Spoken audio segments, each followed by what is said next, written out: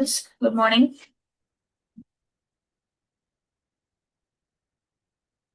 Good morning, everyone. We are again continuing the topic that we have discussed in the last class, which is inventories, right? Before we start, we'll just do a quick recap of what we have done in the last class.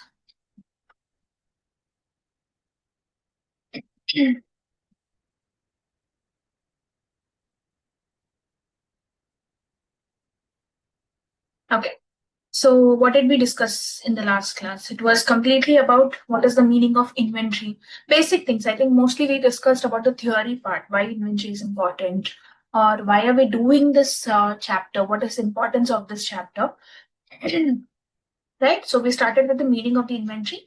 What is the meaning of inventory? Wherein it is completely different from fixed asset, and it is used in the course of your business, in the process and production of your own business, and for resale purpose to generate revenue. That was the meaning of inventory.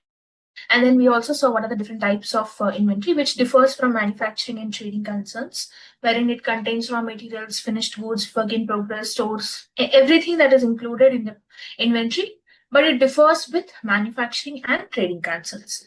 That was the types of inventories that we have seen. And also, this was, I think, the main part that we discussed, wherein why we are doing this inventory valuation, or why inventory valuation is playing an important role, because it affects first one, it affects determination of income.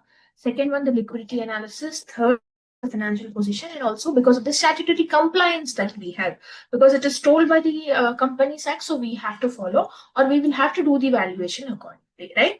So in determination of income, we have seen this formula, COGS formula, and then we have also seen how the overstated and understated income is affecting due to the closing or opening inventory being overstated or understated. If one is overstated, how the other affects. I also told you opening inventory is having an inverse relationship and closing inventory is having a direct relationship, wherein one is overstated, the other one is overstated or understated. It depends if it is a closing or opening inventory, and we have seen it through an example also.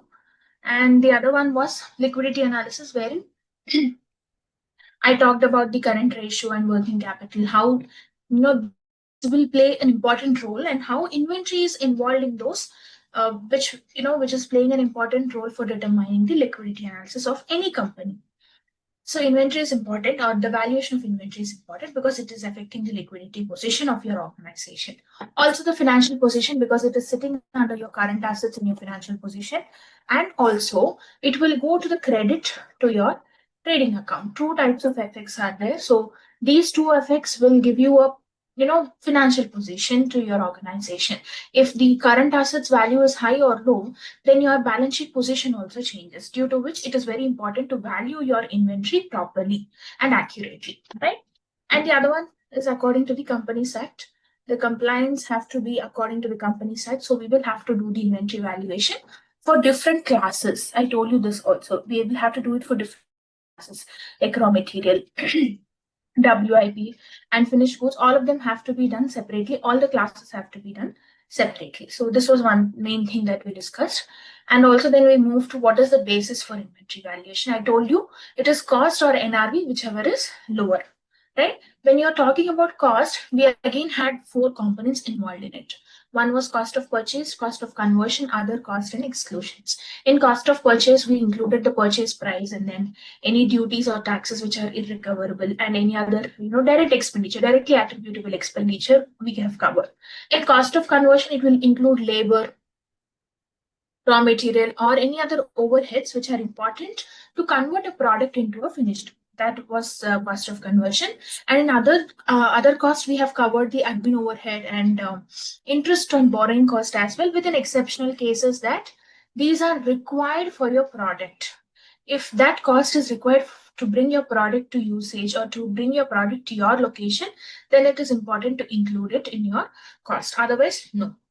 So whatever are excluded here will be in your exclusions, maybe the admin cost, selling and distribution cost, and interest also, which is not part of your other cost. Something that is included there. Anything other than that cost will be excluded, because here we are including with an exceptional case. I told you that this is covered in your borrowing standard also, right? So if that is an exception, other than that, anything else will be excluded. So all these are like some exclusions we had. And NRV, we have seen it will be the selling price minus your cost to sell. This also we have seen. That is nothing but called as NRV, right? Yeah. So this is what we have discussed in the last class. Now I want to move to the next part wherein we will see two different inventory systems. These are nothing but inventory, management systems, how to manage your inventory or how to record your inventory. Any person who wants to record their inventory will follow some method, right? We can't randomly say, yeah, the stock came in, stock is going out, and we don't have a record of it. You will not know what is the value of closing stock or how many goods we have sold, what is the cost of goods sold, what are the purchases that we have done. There will be no idea or there will be no record of what is coming in and what is going out. Isliye we have two methods. One is periodic inventory system and the other one is perpetual inventory system, right? Periodic and perpetual inventory system. So what are these two systems? In these, if you look at the first one, which is periodic inventory system, what happens here is inventory will just come in and then you keep adding your purchases. You will have opening inventory, you might not have, that depends on the business. If you're having opening inventory, that will be there, and whatever purchases you are adding will be added, and whatever sales you're doing will be done randomly. You will not count your stock every day. So in this periodic inventory system, what is happening? Counting is not done. No counting is done every day. So when are we doing the counting then? We will either do it at year end or maybe month end, whatever the company chooses to do. So whatever the company chooses to do, at some regular intervals, they will decide that today we are going to do the stock valuation. Like they will sit and suppose they want to, count today on the year end date. They will close all the, business today. They will stop all the production works and all. They start counting what is the inventory there, and then they will derive at what is the closing stock. So what is happening in this method? We are not counting it every day. You will have to determine what is the closing stock at some particular date. Then only COGS is found out. So here, if you look at the formula, opening inventory plus purchases, we know that.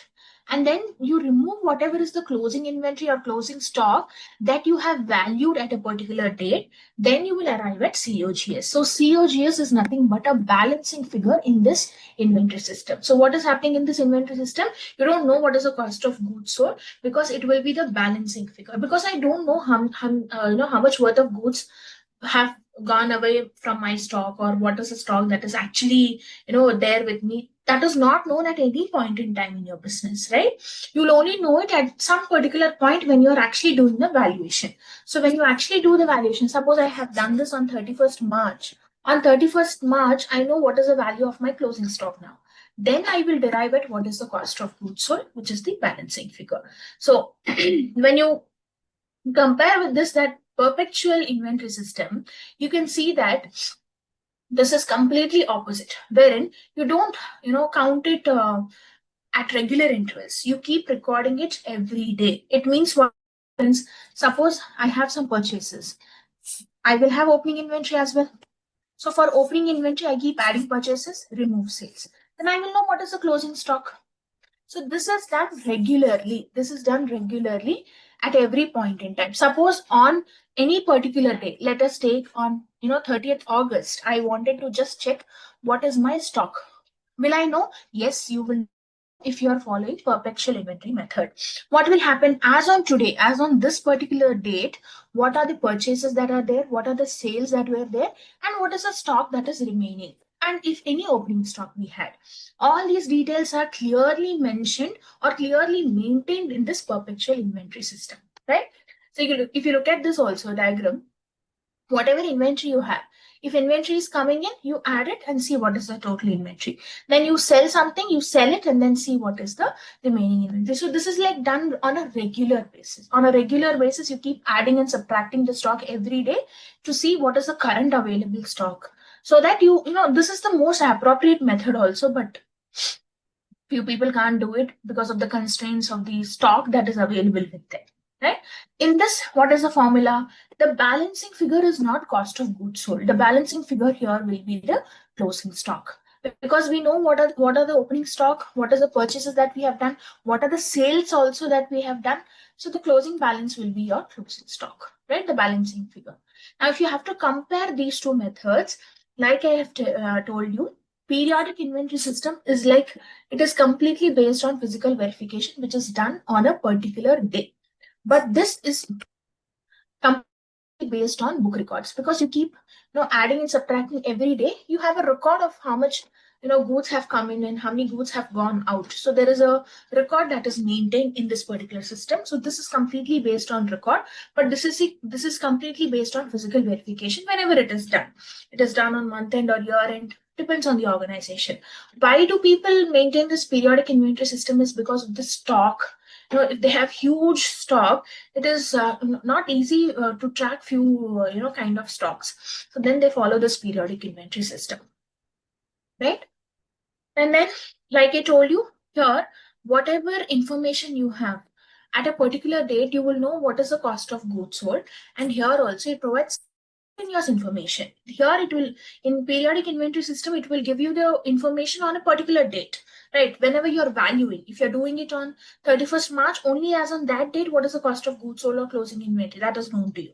But here, on a continuous basis, every day, by the end of the day, you know that this is the stock that is left with me. After next day, what is the stock that is left? Every day you have an update of the stock coming in and going out. That's the difference again, right? And if you look at the other difference, like I told you, here the balancing figure will be cost of goods sold, and here the balancing figure will be inventory or the closing stock, right? Inventory as the balancing figure. And the other difference is, if you have any loss of goods, there might be some loss of goods. Loss of goods, matlab, when you are doing the manufacturing, there is some loss that happens, right? You put 100% raw material, but only 90% comes out.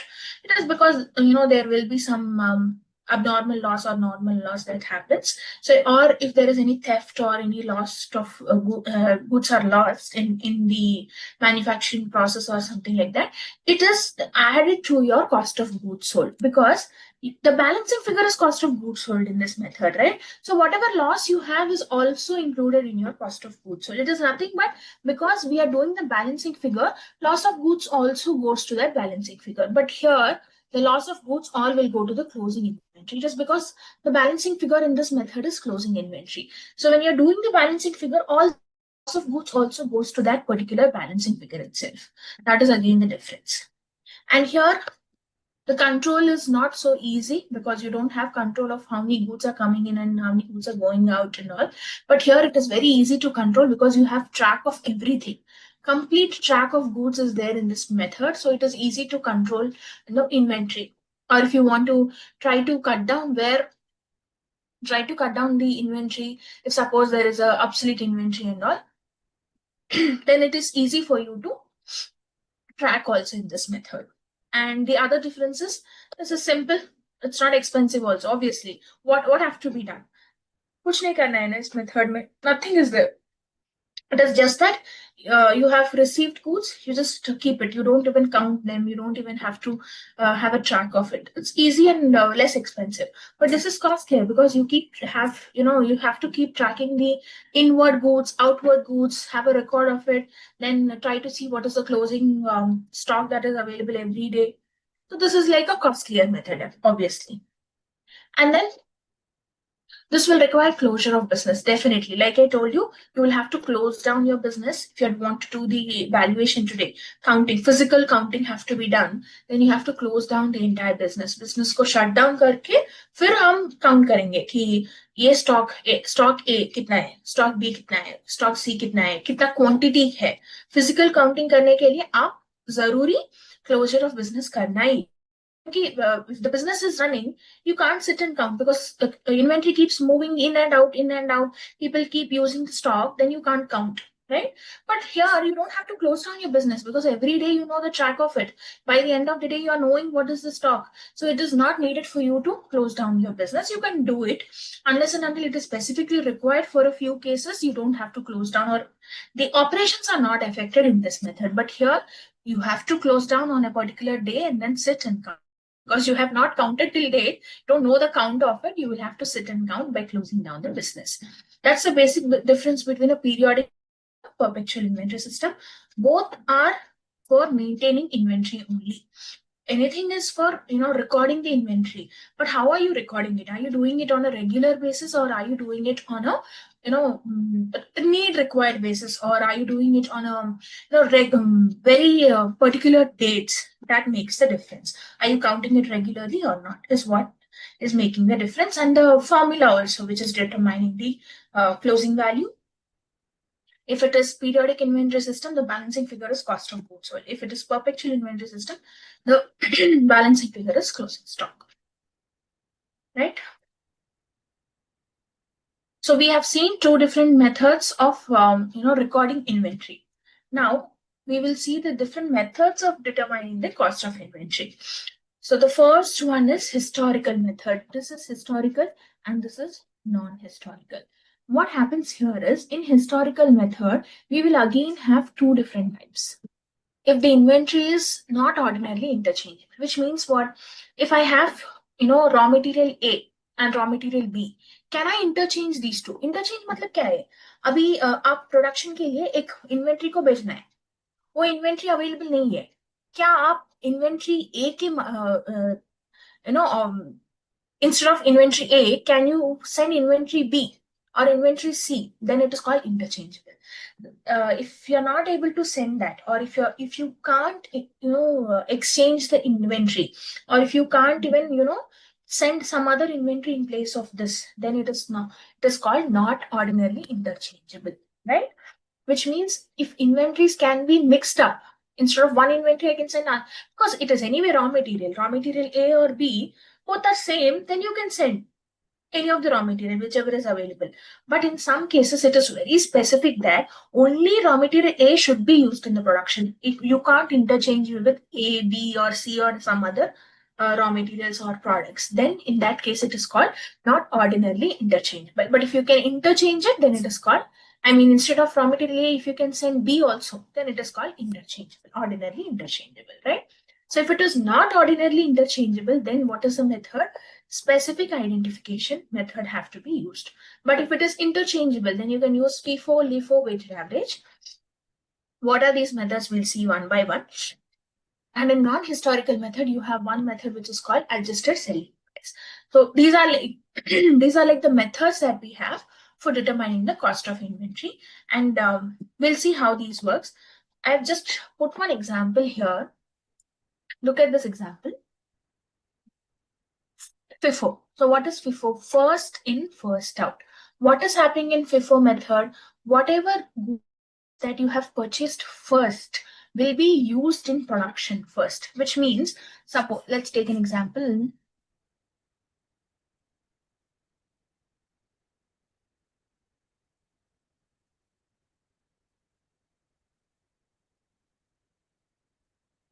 Okay, these are units. Let's suppose I have purchased 100 units on 1st January, 150 units on 2nd January, 5th January 80 units, 6th January 40 units, right?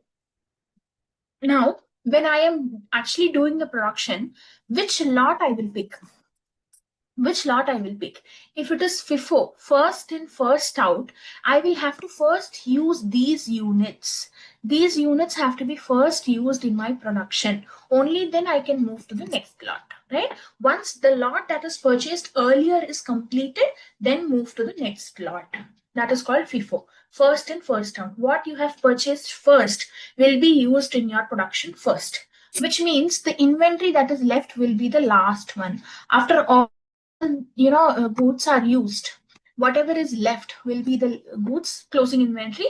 Those are left behind in the last, right? But now what is LIFO? LIFO is last in, first out, right? In last in, first out, what happens? You will have to use the goods that are purchased in the recent times, which means what is the recent purchase that we have done? 6th January. So this will be used first. This lot is used first. Then we move to this lot, then this lot, and then this lot.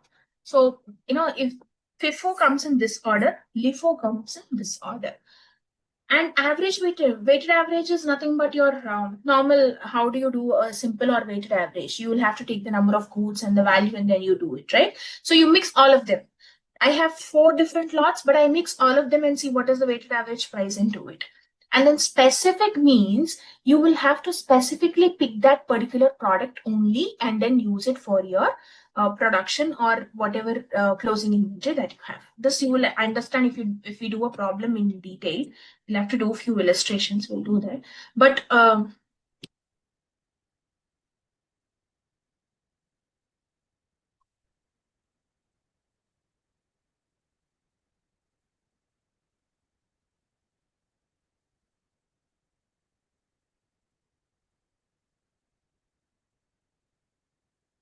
okay, now the first method, which is specific identification method. We have done this question already in the last class. If you remember, I told you this point also, similar and not interchangeable. You remember this? So if it is neither similar nor interchangeable means you will have to use specific identification method. And how did we do this problem? We have done for each product separately. If you remember this question, we have done this.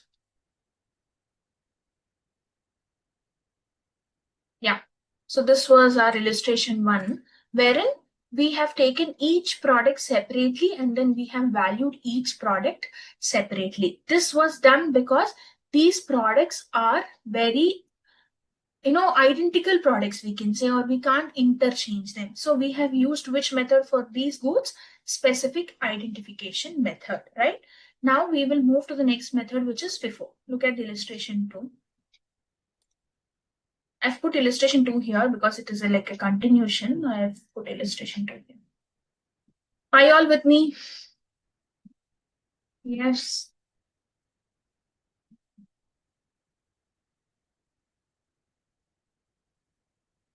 I have so many questions. Okay. Hindi. ठीक है. I'll try.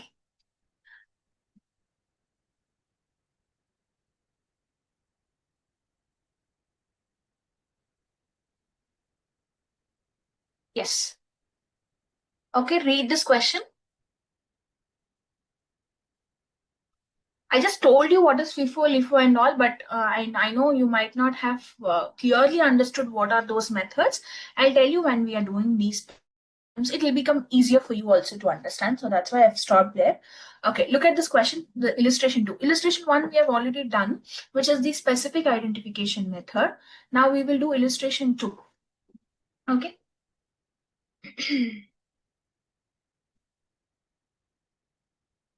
So what is given in this illustration 2? A manufacturer has the following record of purchases of a condenser, which he uses while manufacturing radio sets. Okay. So he has purchased different quantities at different particular dates at different prices also. If you see the question, on a particular date, he have purchased 900 units at a different price, and at a particular date, he have purchased different units at different prices. Why do you think this happens? Can anyone answer to this question? Why do you think this happened? Why different quantities purchased at a different price on different dates? Anyone?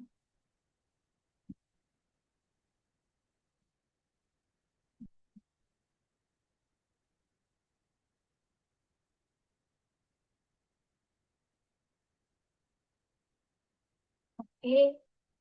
Sarala, yes.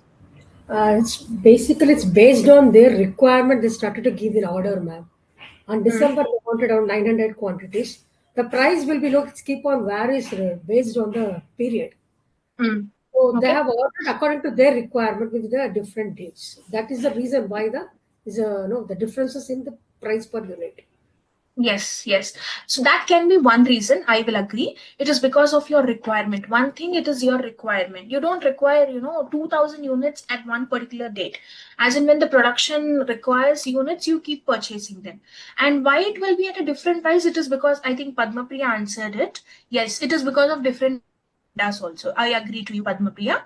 So the quantity and price will differ, and the dates also will differ because you keep purchasing on a different dates at different quantity and different price. It is because maybe the vendors are different, the supplier who is giving you. Maybe this lot I have purchased from a person A. this I have purchased from C, or this I have purchased from D. It is possible that I purchased from different persons. So they will give at different prices.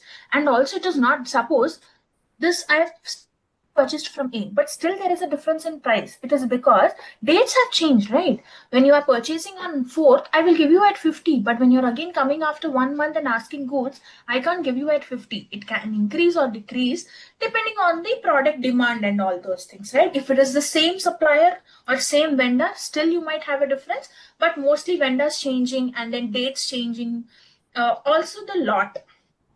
Some people will tell you that if you're purchasing more goods, then I will give you at a discounted price, right? So the person here have given you at 50 and this person has given you at 55. It might be because you have purchased more goods on 4th and less goods on 10th. It is one of the reason that is giving you a increase in price. That also might be a reason, right? So you can't say that it will be all at the same price, and the quantity also will be same. It depends on the risk requirement of the product. Yes. Akash Sharma is saying based on the principle of demand and supply. Yes. Agreed. Akash Sharma, you're right. Yeah. So here in this question, what is given to us?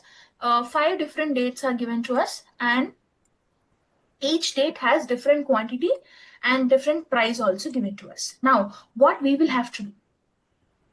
1600 units were issued during the month of December till 18th December. Calculate the value of closing inventories. What is happening here? They're asking you to,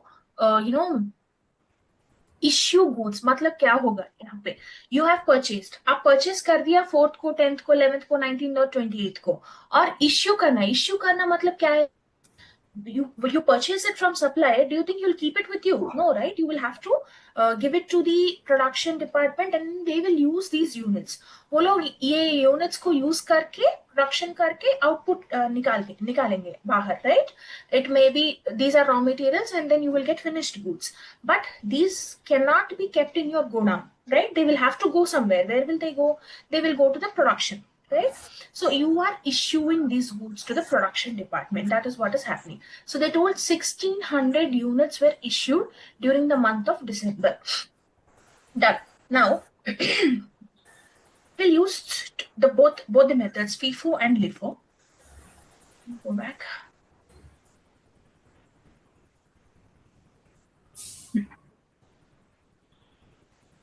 Let us first use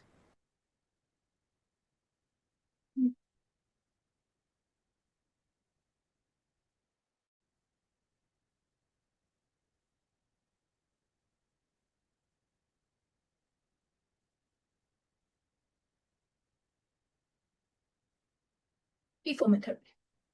अभी FIFO method में क्या होगा? 1600 units have to be issued, right? How will you issue them? You will start with December 4th or December 28th. I told you whatever lot you have purchased first have to be issued first, right? Now on December 4th, I have purchased 900 units, which means these 900 units have to be first issued. Only then I can move to the next. If 900 units are finished, all the units are used in production, then I will move to the next lot. पहले हम December 4th का units को issue करना है, इसलिए it is called first in first out. First, whatever you have purchased will be only issued first, which means I must have used all this 900 goods, right? I have to issue how many goods? 1600 goods. Now 900 are already issued using the first lot. So how many still I will have to issue? I think 700. I'm not. Yeah, 700. So still 700 units have to be issued. 900 is coming from the first lot. Now I will move to the next lot. Should I issue it from December 10th or 11th now again? Are you all there? You're following me? I'll go a little slow. The second lot will be December 10th or December 11th? December 10th.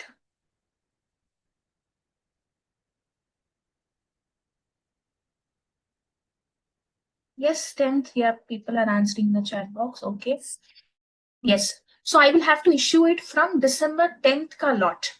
Yes. How many units I have in December 10th lot? 400. So I will issue this. Then how many still I will have to issue? 300 units. Right?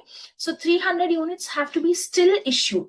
Do I have these 300 units with me? Yes. On December 11th, you have 300 units. So all those 300 I will issue. So these will become 0. Right?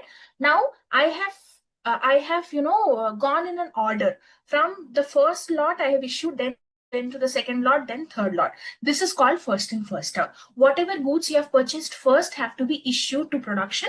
Then only whatever is left will be called as the closing stock. Now, what is called closing stock here? We don't want what is the production का value.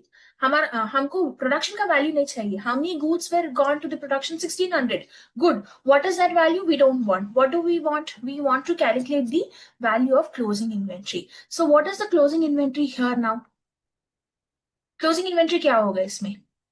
Closing inventory will be 19th and 28th, right, Akash? So whatever we have not issued, these 2 dates we have not issued to the production team. We have just purchased and kept it with us. And then these are still there with us itself. So these are the goods that are left with us. So what is the value of inventory?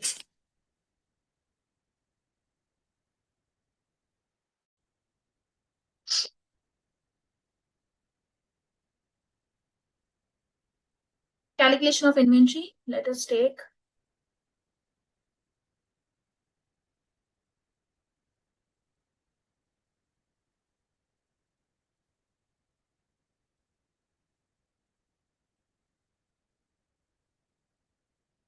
What is the lot? 200 units.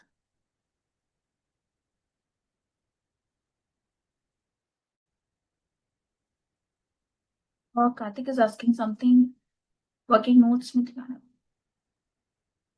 You can do it directly, Karthik, because they didn't ask you, what are the goods that have gone out of the issue. They only asked you to calculate the value of inventory. So what will be left in your inventory will be the 200 units on December 19th and 800 units on December 28th. So we are only calculating the value of those goods. This I have told you, it is because you have to understand how these goods have gone for issue.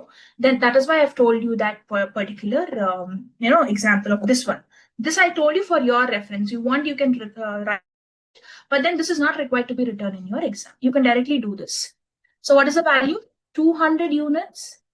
What is the cost of 200 units? You have purchased these 200 units for 60. Yes. And 800 units were purchased for 47. Tell me the value. I think someone has given it in chat box. 800 into 47 is 37,600. Okay. 200 into 60 is 12,000. I'm believing you all. Just blindly writing whatever values you have given in the chat box. I hope they are right. Total is 49,600. Okay, Muskan. I hope that 37,600 what you have told is for 800 units and not the total. Okay, you gave the total also. Fine. Right? So in this FIFO method, we have calculated the inventory, value of closing inventory using first in, first out method, wherein first purchase goods are issued first. Now the same example, we will do it for LIFO.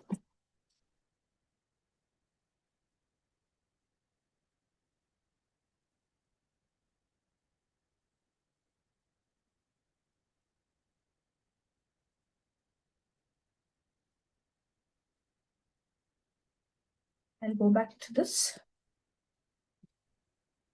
Now tell me.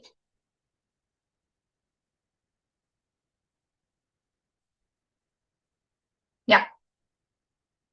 Suppose the same example, I have to use LIFO method. Now what will I do? If I have to use LIFO method, what will I do? What will be the stock that I will issue first? What will be the stock that I will issue first? December 800 units will be issued first. So these will be issued first. So what is our total issue? 1600 units. So December ka 800 are issued, right? I still have to issue how many? 800. I will take it from the next lot, which is on December 19th. 200 units are there. So I will take it from there. Then how many still I will have to issue? 600. Then I will take it from the third lot, 300 units. Then I still have to issue how many units? 300 units. This I will pick it from the fourth lot. Should I issue the entire fourth lot? December 10th, should I issue the entire lot? Not needed. I require only 300 units. So only 300 will be issued from this, right? So out of this lot, how many units are left now? 100 units, right? 300 were issued and 100 units are left over. So what is the closing stock value now? Closing stock value will be value of 900 units and the value of 100 units.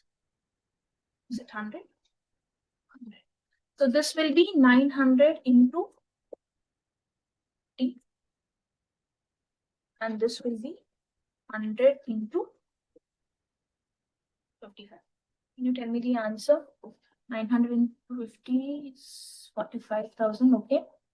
And 100 into 55 is, I think, 5,500. Okay. Total is 3,500. Okay. Okay, Harsh. Akshay, you have returned 55,500. I think others have got 50,500. Just check once. Is 50,500 right? Because there's one person who have given a different answer. Please check, Akshay. It is 5,500 only. Right. Okay. I hope now you're clear with what is FIFO and LIFO, right? So FIFO will come from the first base of first priority basis, whatever is purchased first, and LIFO comes from the last priority. Last priority matter, whatever was purchased recently, right? Now, move to the other method, which is simple average. I'll also move there.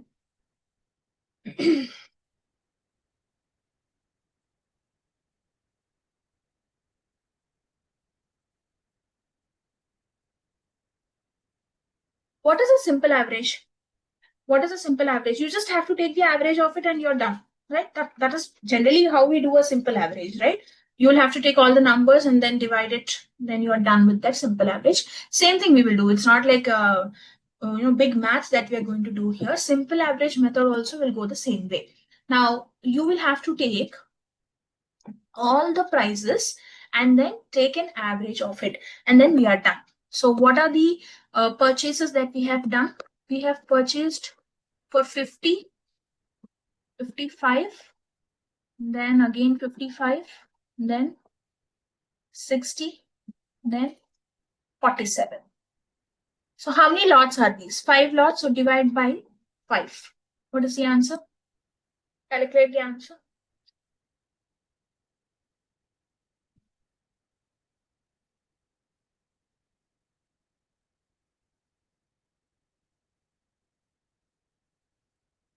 $53.4. Okay. So this will be rupees 53.4 per unit, right? You have taken the price per unit and then taken an average of it to see what is the average, which means what is happening in this method. You have purchased on different dates with different vendors at a different price. On an average, what is the price that you have purchased is what we have done here, right? So on an average, I have purchased all the goods for 53.4 per unit. Now, what will be the value of closing stock? Anyone? What will be the value of closing stock? How many units we have in closing stock? 1,000 units into 53.4. How did I get 1,000, by the way? Anyone who can answer that? How did I get 1,000?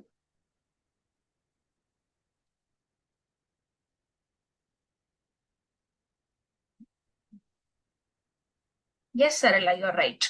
So how many goods that we have purchased? 2,600 goods we have purchased, and we have issued 1,600, which means what is the closing stock that is left? 1,000, right?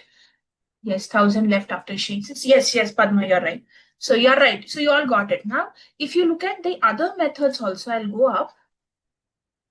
The LIFO method also, we had 1000 units only, right? If you can see here, in LIFO method also 900 plus 100 is 1000. And in FIFO also, 200 plus 800, this is again 1000. So the goods that are left finally in the closing stock is 1000 units. That is why I've taken this. Okay, yeah. So what is the answer? 53, 400, 40 or 400? 400, I think, if I'm not wrong. 53, 400, right? Okay. Got it. This is very simple because it is simple average. You don't have to take too much pressure. Just directly take what are the prices that we have purchased and then do the average of it and then we are done. Yes, Muskan, you're right.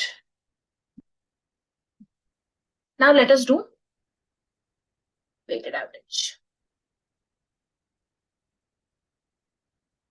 What is the difference between simple average and weighted average generally, in general?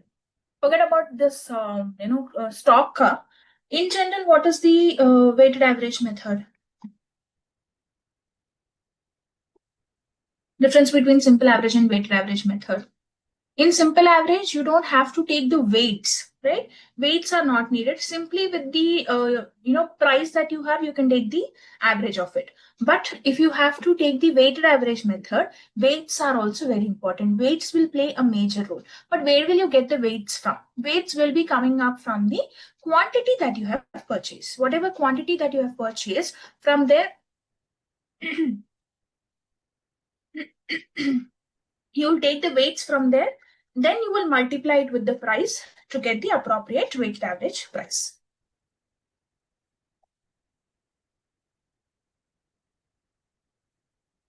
Yeah.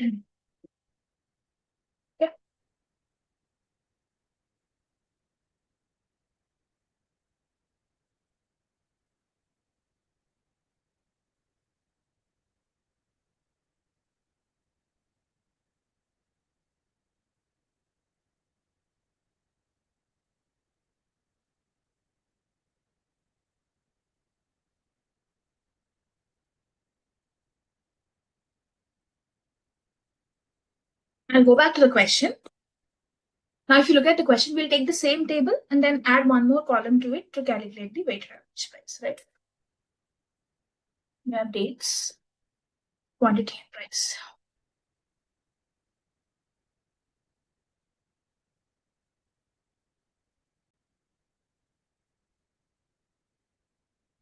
Four, 10, 11, 99, 11, 99, 28, 900, 400, 300, 200,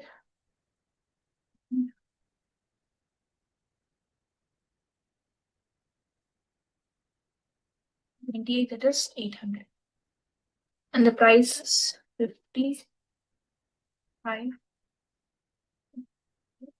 60, and 7. Okay. Right? Now, we are using weighted average. Like I told you, you will have to use the weights and then calculate what is the price per unit, right? So I'm adding one more column here, value. What will be the value here? How will you calculate this value? It is nothing but the quantity into the price. Right? So this will be 900 into 50, 400 into 55. Some of you have already done this, okay?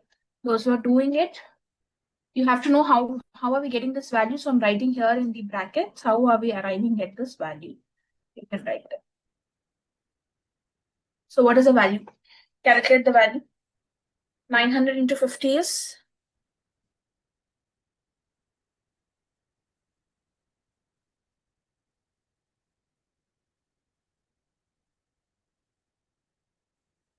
45,000, okay. Okay, I've written 45 and next one, 400 into 55. 22,000, okay. Next one. Next one. 300 into 55. Okay. of you have given all the answers. Okay, great. 16,500. Fine. Next one. Next one is 12,000. Okay. Next one. 37,600. Okay. Total. Someone tell me the total.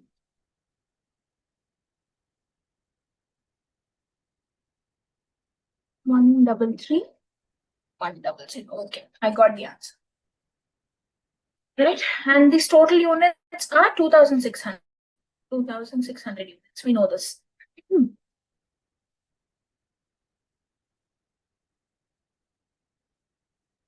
The weighted average price will be equal to 133,100 divided by 2,600. Right? What is the value?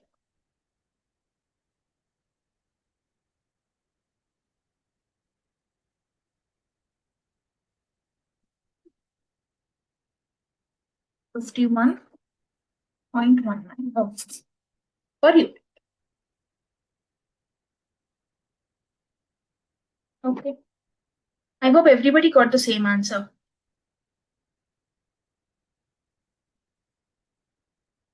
Now you look at this weighted average and the simple average.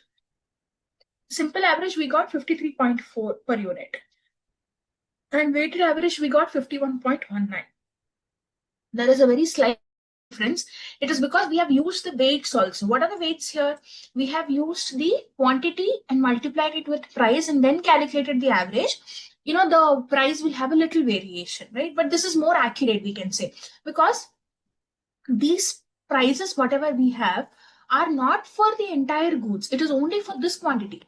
55 is only for 400 quantity. So when you're doing weighted average, it will make more sense, or it will be more accurate also, right, than the simple average. So what is the value of closing inventory?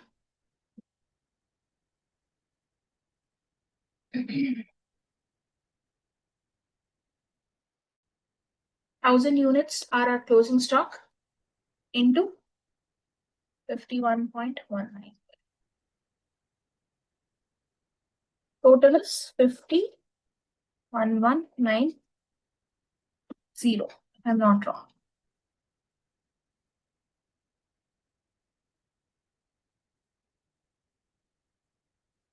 Okay.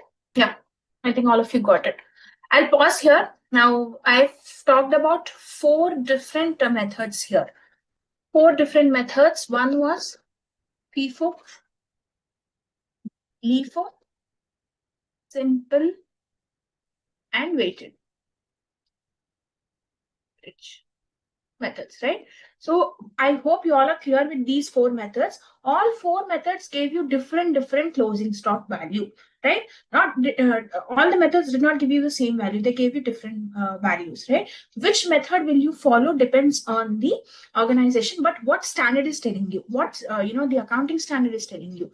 It is better not to follow LIFO and simple average also. It is better to follow the weighted average method and FIFO method. Why not LIFO?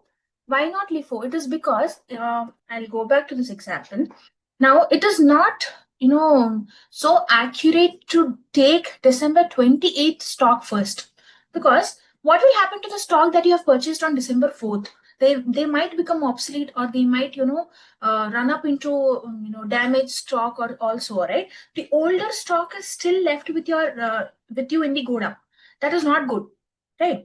You have to use the goods that are purchased first, and then you have to issue them first. If you keep them like that, what will happen? They might become obsolete.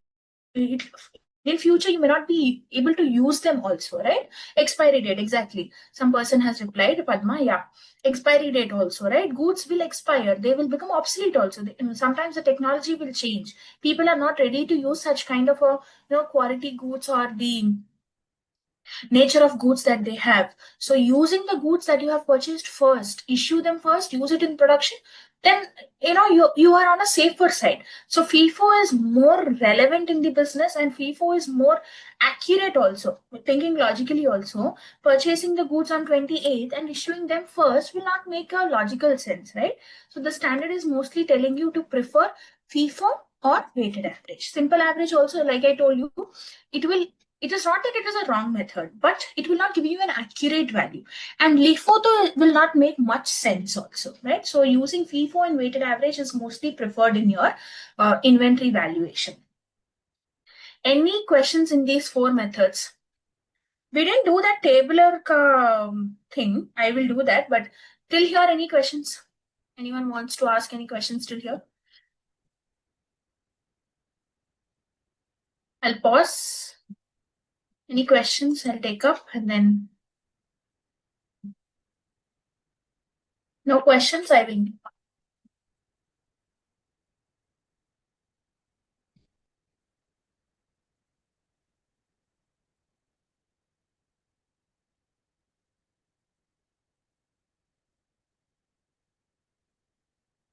Okay, I'll sum up in Hindi again. I'm trying to do that. FIFO method में क्या होगा? आप पहले क्या purchase किया? आप December 4th, I'll go to the question. Yeah, आप December 4th का goods पहले परचेस किया ना? इस December 4th का goods को आप पहले इश्यू करना है प्रोडक्शन के लिए, फिर December 10th का goods और फिर 11th का goods, then 9th and 28th का goods को इश्यू करना है. आप पहले क्या परचेस किया उसको पहले प्रोडक्शन में भेजना है, क्योंकि वो ऑब्सोलीट हो जाएगा. आप ये 900 goods को परचेस कर दिया, आप ये 900 गुड्स को परचेस कर दिया, ये इश्यू नहीं किया, आप 800 गुड्स को इश्यू करने से क्या होगा? ये 900 गुड्स वो हमारा स्टॉक में ही पड़ जाएगा ना. वो गुड्स ऑब्सोलीट भी हो सकता है, वो गुड्स एक्सपायर भी हो सकता है, उसको डैमेज भी हो सकता है. इसलिए पहले क्या गुड्स इश्यू किया हमने, हाँ, पहले क्या गुड्स परचेस किया हमने, वही पहले इश्यू करना है. वो है FIFO method, first in first out. हम परचेस में फर्स्ट परचेस क्या किया उसको पहले इश्यू करना है. लीफो में क्या होगा? लास्ट परचेस क्या है उसको इश्यू करना है पहले. मतलब December 28 हम परचेस किया, इसको पहले इश्यू करना है. वो जो हम लास्ट में परचेस किया वो इश्यू करने से क्या होगा? पहले परचेस किया गुड्स वो ऑब्सोलीट हो जाएगा. इसलिए वो मेथड उतना रेलेवेंट नहीं है, right?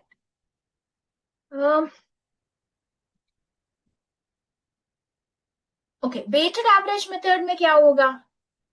In this weighted average method, we are trying to see that we are not, using the dates here. In weighted average or simple average, we are trying to only depend on what is the price. So on different dates, suppose there might be 100 purchases, right? In this example, they gave you only 5 different purchases. Suppose there are 100 purchases. In these 100 purchases, it is not so easy also to see on which date you have purchased first, then what is the next purchase, and then what is the next purchase. First in first out karna utna easy nahi hai. When you have 1,000 purchases, then what will you do, right? It is not so easy when you have a list of 1,000 purchases. ये पहले purchase किया या ये पहले purchase किया और ये पहले किस डेट का गुड्स पहले परचेस किया और किस वैल्यू को हम परचेस किया, ये डिटरमाइन करना इजी नहीं होगा फ्यू मेथड्स में और फ्यू स्टॉक का. इसलिए हम वेटेड एवरेज यूज करेंगे. इस वेटेड एवरेज में क्या होगा? आप सब गुड्स को एवरेज ले लेंगे, ठीक है? क्या होगा इस मेथड में? हम एवरेज लेने से, ये वेटेड एवरेज है, सिंपल एवरेज नहीं है. उस एवरेज में क्या होगा? आपका क्वांटिटी भी है इनटू प्राइस भी है, इसलिए आप हमारा क्वांटिटी और प्राइस दोनों इफेक्ट होगा. इससे हमको क्या आ जाएगा? वेटेड एवरेज एक प्राइस आ जाएगा. मतलब हम सब गुड्स 1,000 परचेसेस किया, ये सब 1,000 परचेसेस एवरेज में कितना प्राइस को ले लिया हम, वही weighted average price है. I'll give you like a small example. Suppose, what if the goods don't have expiry date, it is still fine. But then what about the goods that are lying in your inventory? You keep your goods in the go down, and then whatever you have purchased later you are issuing first. These maybe they are not having an expiry date, but these might be damaged also, right? If you're still keeping it in your go down, lying it in your go down, they might be damaged also, right? So that expiry date होगा तो एक point है, वो expiry होना है एक point है, पर एक्सपायरी नहीं होने पर भी they can be damaged, they can be obsolete. That is why issuing the goods which are purchased first is more important or appropriate than issuing goods which are purchased last, right? I'll give you a simple example to understand this weighted average. Now, you went to a shop, You have purchased one chocolate, okay? That chocolate you have purchased for 5 rupees, okay? Then you went to one more shop and then you have purchased one more chocolate for 4.5. That person you know well, so he gave you some discount, okay? Now you went to one more shop and then you purchased one more chocolate and then that person to have given you for 4 rupees only. Why? He's your chacha or chachi or someone relative. Assume, please don't ask, ma'am, how will this happen and all. Assume, okay? So now, how many chocolates did you purchase in total? You have purchased 3 chocolates, correct? 3 chocolates you have purchased. If you have purchased 3 chocolates, what is the price that you have paid for all the 3 chocolates together? Together, how much did you pay? 5 plus 13.5. Okay. So you have paid 13.5 for all the 3 chocolates, which means on an average, how much did you pay for each chocolate? How will you calculate that? For each chocolate, how much did you pay? How will you know? It is 13.5 divided by 3. Definitely. Yes or no? Why 3? Because you have purchased 3 chocolates for 13.5. What is the price of each chocolate? Matlab you will do what? Divided by 3, which is giving you 4.5. So on an average, you have purchased a chocolate for 4.5. How did this come out? Because at one place you have paid more, at one place you have paid less, and at a different place you have paid different prices. On an average, you are paying only 4.5 per chocolate. That is what we have done in weighted average method also. Suppose this number is changing to 10, 20 and all, then your number here also will change and this number also will change. And that is what is weighted average. Now I hope I'm clear with what is weighted average. Any questions still here?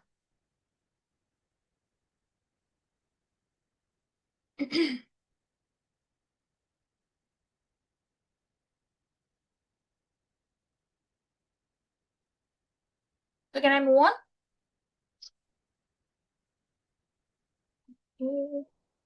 Okay. Oh, I'll move on then.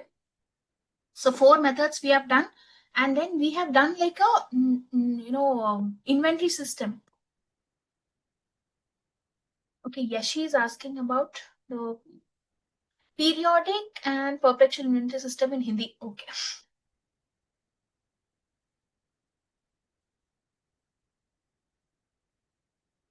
Okay. Just one more time, I'll discuss this periodic and perpetual inventory system. Okay.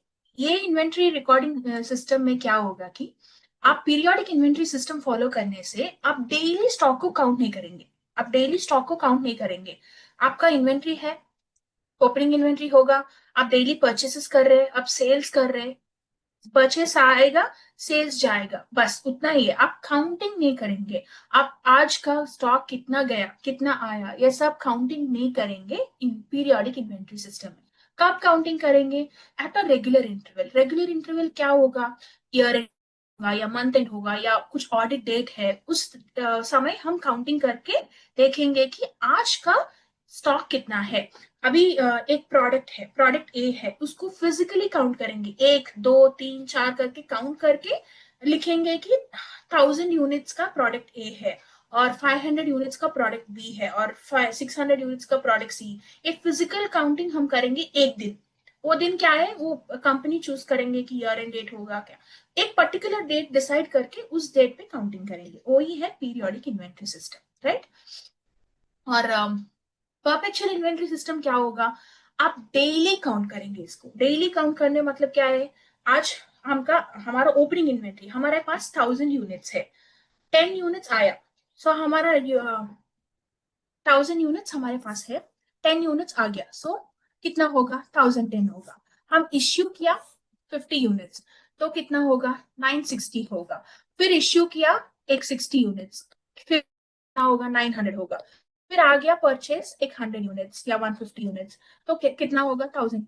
सो क्या होगा इस method में, perpetual inventory method में, you keep on adding and subtracting the purchases and sale to see at every point in time what is the closing stock that you have. every point in time आप देखेंगे कि कितना है हमारे पास stock, बाकी कितना है. ये every day, daily हम काउंट करेंगे और डेली परचेस और सेल्स आने पर रिकॉर्ड करके जाएंगे। यही है परपेचुअल इन्वेंट्री सिस्टम। और इस सिस्टम में ऐसे नहीं होगा। आपके इन्वेंट्री में 1000 है तो है, वैसे ही होगा। परचेसेस आएगा, 100 आएगा, 200 आएगा, 300 आएगा, आएगा परचेसेस, बस उतना ही है, काउंट नहीं करेंगे। सेल्स भी होगा ना, सेल्स 200 है, 300 है, वो सेल्स हो जाएगा। हम काउंट नहीं करेंगे एवरी मिनट और एवरी डे। एक दिन 31 मार्च को चूज करके उस दिन फिजिकल काउंट करके देखेंगे कि क्लोजिंग स्टॉक कितना है। वही है डिफरेंस बिटवीन पीरियोडिक और परपेचुअल। आप डेली काउंट कर रहे हैं वो परपेचुअल होगा। आप डेली नहीं कर रहे, ईयरली वंस कर रहे हैं या ईयरली ट्वाइस कर रहे हैं, वो है पीरियोडिक इन्वेंट्री सिस्टम का। ये सिंपल है पीरियोडिक इन्वेंट्री सिस्टम, क्योंकि आप डेली काउंट नहीं करना है, आपको देखना है कि परचेसेस कितना है, सेल्स कितना है, ये सब देखने के लिए नहीं है। पर परपेचुअल में एवरी डे देखना है कि कितना स्टॉक आया, कितना स्टॉक गया, इसको रिकॉर्ड करना है, उसको बैलेंस चेक करना है, ये सब करना है। ये इसलिए ये कॉस्टली मेथड है और टाइम भी पड़ेगा इसको, राइट। पर्सन्स भी रिक्वायर्ड है इसके इन्वेंट्री में सिस्टम। अब क्लियर है? Anything else in this?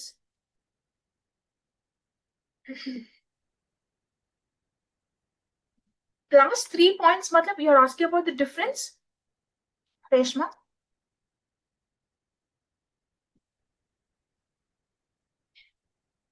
Okay. Like I mentioned, a periodic inventory system is like a simpler method. It is less expensive. I just discussed. This is less expensive and also simple. कुछ नहीं करना है ना इसमें, इसमें counting नहीं करना है, इसमें रिकॉर्ड नहीं करना है, कुछ नहीं है। बट इस मेथड में आप रिकॉर्ड करना है, बैलेंस एवरी डे चेक करना है, वो इसलिए कॉस्टलियर मेथड है। और ये पॉइंट आप देखिए, इन्वेंट्री कंट्रोल। इन्वेंट्री कंट्रोल मतलब क्या है? आपको पता है कि आज का स्टॉक कितना है। If someone suddenly asks you how much stock do you have with you, एक प्रोडक्ट ए को लेके how many units do you have with you, if someone is asking, आप बोल नहीं सकते पीरियोडिक इन्वेंटरी सिस्टम, क्योंकि आपको पता नहीं कितना परचेसेस है, कितना सेल्स है, कितना बाकी है, आपको पता नहीं। इसलिए ये मेथड में इन्वेंट्री का कंट्रोल नहीं होगा और पॉसिबल भी नहीं है। बट ये मेथड में क्या होगा? Can I give you this example also. If you see now, if someone is asking you product A में कितना स्टॉक है, आप सिंपली बोल सकते हैं कि 1050, सिंपली बोल सकते हैं 1050 स्टॉक है। इसलिए एक कंट्रोल, इन्वेंट्री कंट्रोल इजी होगा। कितना आ रहा है, कितना जा रहा है, कितना क्लोजिंग स्टॉक है, ये कंट्रोल इजी है हमारे परपेचुअल मेथड में, जो नहीं होगा पीरियोडिक इन्वेंट्री सिस्टम में। वही है थर्ड पॉइंट या fifth point and six point. और ये है कि I just told you about this also, closure of business. Closure of business matlab, I told you this is physically counted on a particular day. On that particular day, you will have to close the business. आप business को, पूरा business को close करके sit and count. Product A में एक, दो, तीन, एक एक गिन करके count करके देखना है कि कितना है। प्रोडक्ट ए में कितना है, प्रोडक्ट बी में कितना है, प्रोडक्ट सी में कितना है, आप गिन गिन करना है, फिजिकली काउंट करना है एक दिन। वो उस दिन पर हम प्रोडक्शन सब को क्लोज करके देखेंगे कि कितना फिजिकल काउंट है। और इस मेथड में वो नहीं चाहिए, क्योंकि हमको पता है ना प्रोडक्ट ए में कितना है, प्रोडक्ट बी में कितना है, आपको हमको डेली काउंट पता है। इसलिए इसमें उतना जरूरत नहीं है कि हम बिजनेस को क्लोज करके ही काउंट करना है। वो ये the last point. I think I am clear. Periodic and perpetual both. I didn't get you Reshma. Periodic and perpetual both loss of goods है। ये क्या है लॉस ऑफ गुड्स मतलब? Can you be a little clear about your question?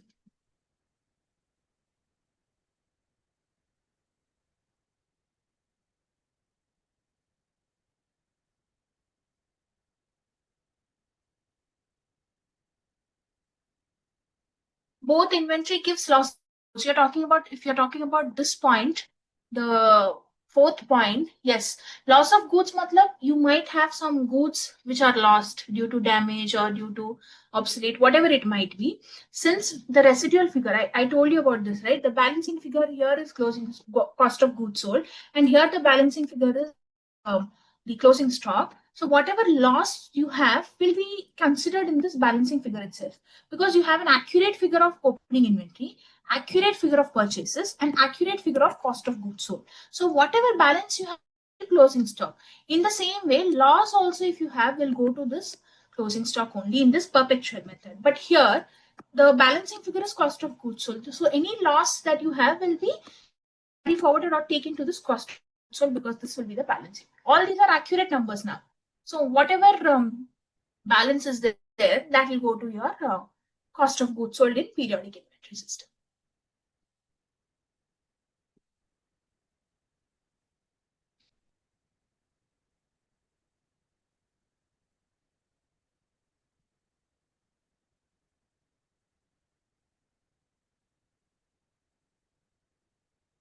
Okay, I'm, I'm pausing now. We'll just take 5 minutes quick break and then come back and continue the illustration. Right?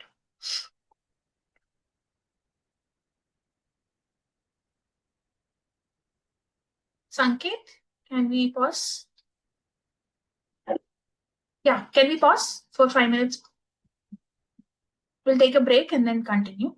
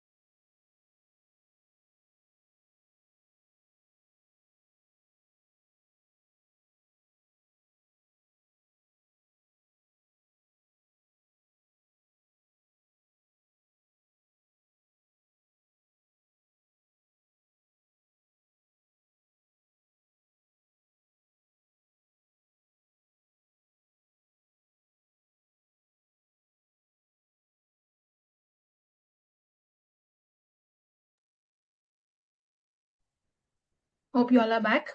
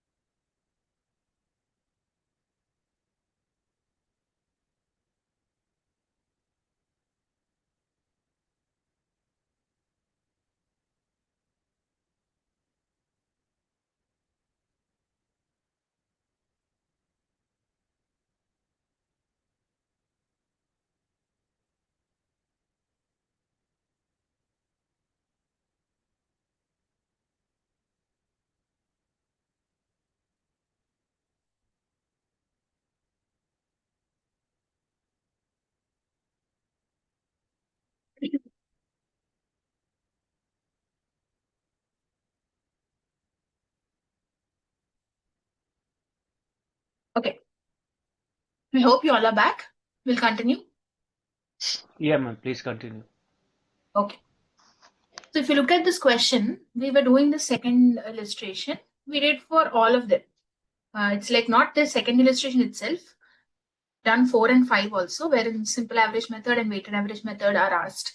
But we didn't do it for perpetual inventory method. That's the only thing that we have not done in this. What happens in perpetual inventory system is, suppose you have the record of issues given. They told that 1600 units were issued during the month of December.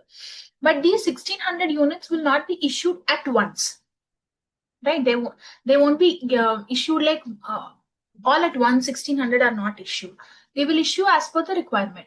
So that requirement of how did they issue in order is given here in the next illustration, wherein on December 5th 500 units were given, on December 20 600 units were given, 29th 500 units were given. It's not like it went in an order also. One purchase was made, then one issue was made, then two purchases were made, then one issue was made. It happened like that. It did not go in like one order that you do one purchase, then you issue. You do one more purchase and then issue. It doesn't happen like that also, right? So when this kind of a table is given to you, wherein a different record of issues are there, right? If that information is given to you, then you can't follow the method that we have done earlier. What did we do here? The previous 4 methods that we have done, we have simply taken the total number that 1600 units were issued. How did we issue? Did we go it in first order or say last order or simple and weighted average and all? But if the issue has in detail of what quantity is issued at different dates, then this this method or this way of doing will not be done. That is called perpetual inventory system. Now almost we can say we have done the periodic inventory system method because we didn't know how many goods were issued at this particular date or this particular date, how many goods were issued and all. So we have done that.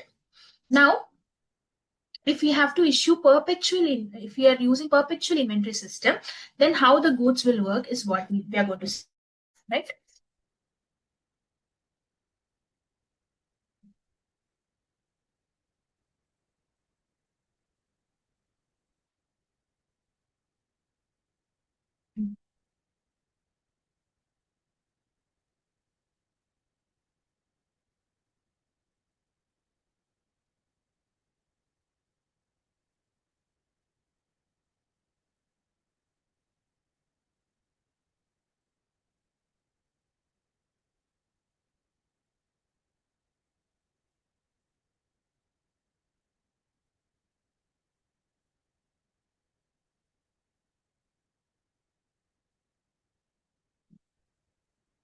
Right. Now, this have to be done in a particular table format. We can't do it like randomly that how we have done that previous question. It has to be done in a tabular format. I'm introducing that tabular format to you.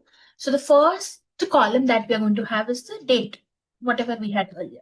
Now have receipts. And then we will have issues.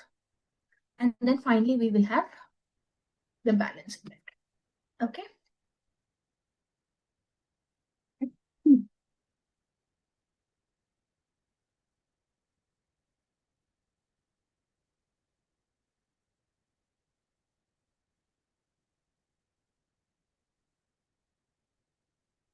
calculation of value of closing stock.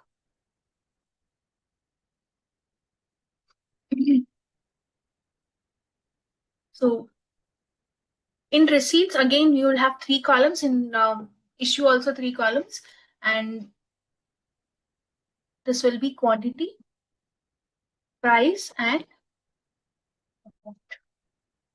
quantity, price, and quantity, price, and amount, right?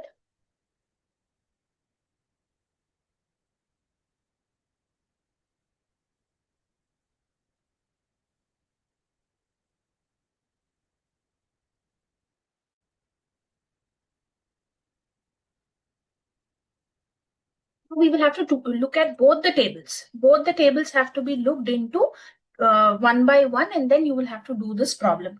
You can't take the first table directly first and then go to the second table. Not be done, right? Now, what is the first date? Is it a purchase or an issue? First date. Look at both the tables. Illustration 2 ka table and illustration 3 ka table. Look at both the tables and then see what is the first date. Do we have a purchase or an issue? Purchase, right. So we have purchased on December 4th. So you will have to take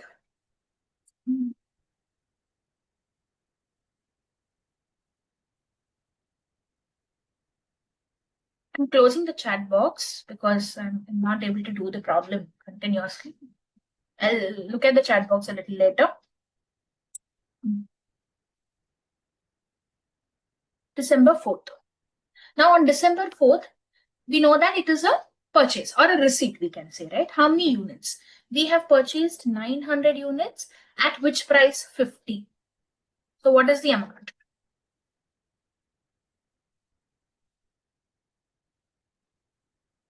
45,000, okay. 45,000, right. Now, what is the balance inventory? Did we issue anything on December 4th? On December 4th, did you issue anything to the production team? No, nothing. So this is nil.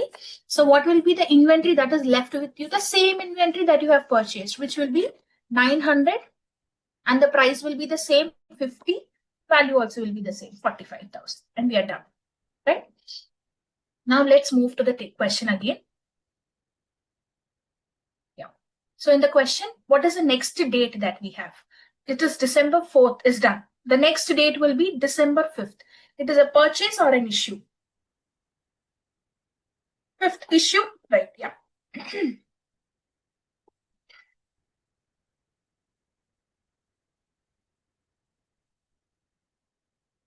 December 5th. There is no receipt, which means you didn't do any purchase. You only issued to the production team. How many goods did you issue? 500 units. Do you know the price of these goods? Do you know the price of these goods? That is what we have to calculate right now. In this table, what are we trying to do here? We are trying to calculate what is the price of the goods that we have issued. What will be the price of the goods that you have issued? We are following which method now? First in, first out, or last in, first out? Last in, first. I'm doing LIFO here. I'm doing LIFO method. If you see, I've written on the top. This is a LIFO method. Okay, in perpetual inventory system. So LIFO method matlab, you will have to see what is the stock that was last purchased, and then you will have to issue at that particular price, right? Now, what is the last stock that is recently purchased? Anyway, only one stock is there, which means the price will be 50 only, correct? So what is this value? 25,000.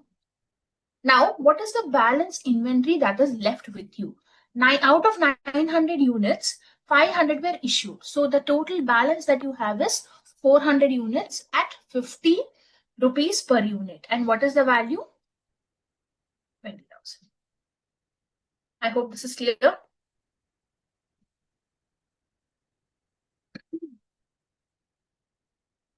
Yes, yes. Reshma, we are using LIFO method in this. LIFO only we are using. But we are, why are we doing again? It is because trying to see if we have a perpetual inventory system, then how will you do the problem? You can't do it in the way that we have done before. That will work out only if it is a periodic inventory system. But if it is perpetual inventory system, then you will have to do it in this tabular format. That is why we are doing this table. Okay. Yes. Now let's move to the next one. What is the next date that we have?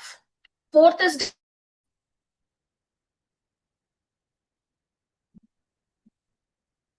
December 4th is done.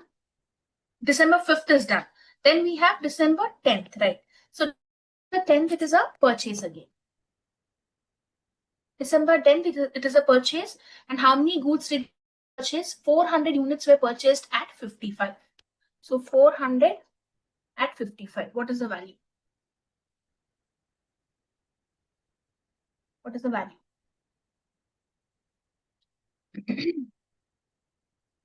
22,000. Okay.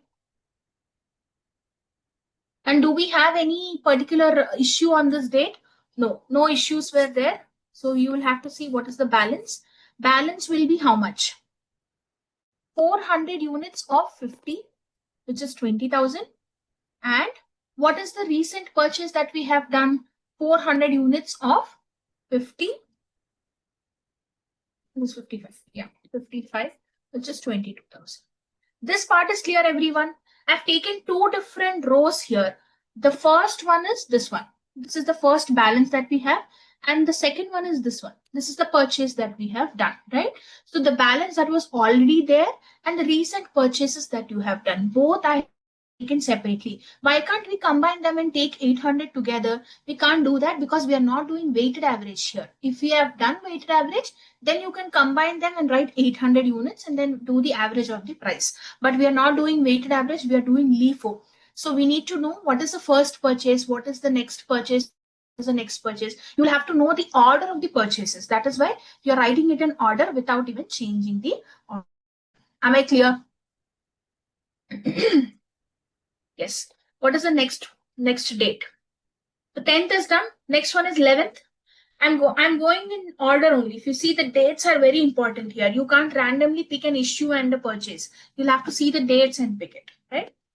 Because this is perpetual inventory system, you go in order. Whenever it comes in, you record. Whenever it is going out, you record, right? So on December 11th, next is December 11th. How many goods you have purchased? 300 at 55. 355. What is the value? 16,500. Yes. Now this is the third one. What will be the balance now? 400 units at 50, which is 20,000. 400 units at 55, which is 22,000. And then the third one is 300 units at 55, which is 16,500. I have written it in numbers also. If you see in red, this is the first lot balance that we have. Then the second lot that is purchased, and then third lot that is purchased. So we have to take it in order only. Okay.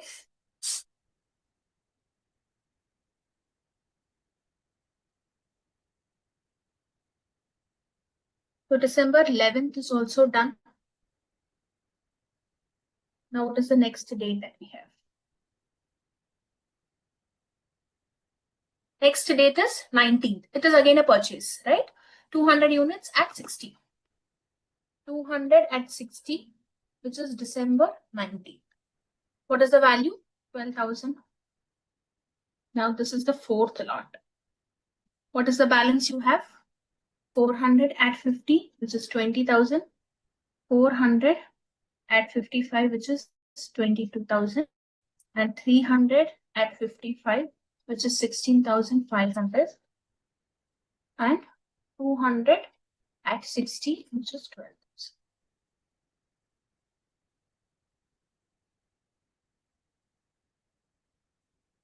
Are we done?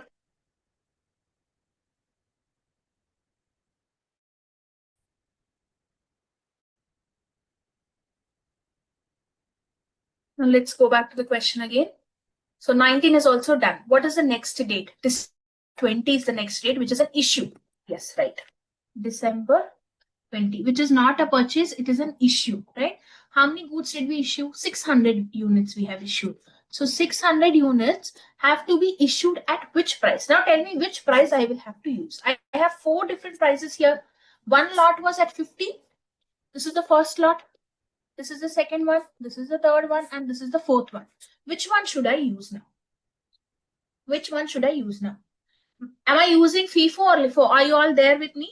You get confused in this step only. You get confused in this step. We are using LIFO method. If you are using LIFO method, you will have to pick it from which lot? Out of this 1, 2, 3, 4, which one?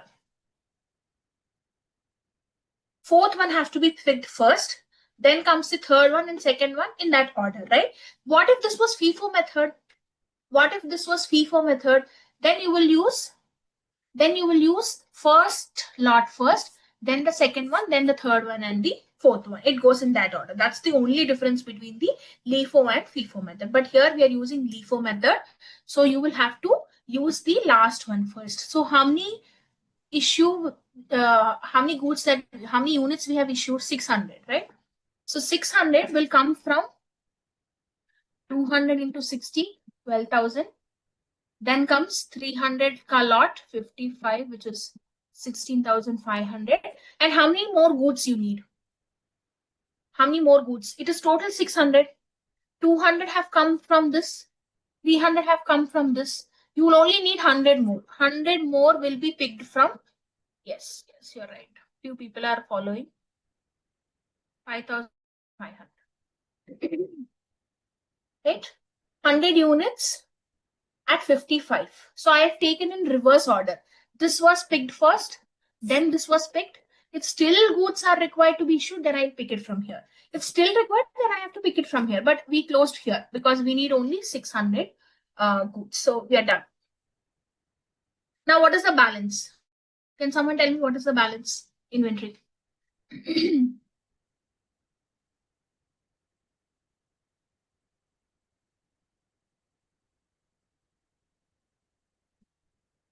What is the balance inventory? I'm waiting for your answer. Anyone?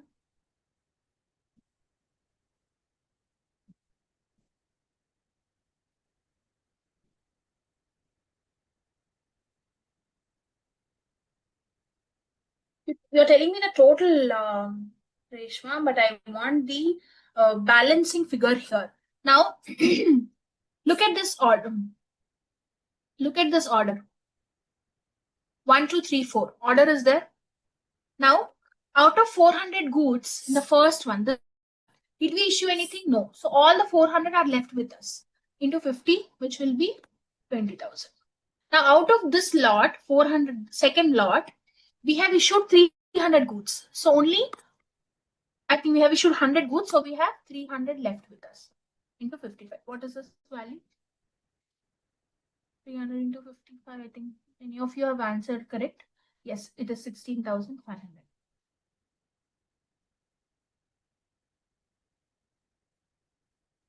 Right?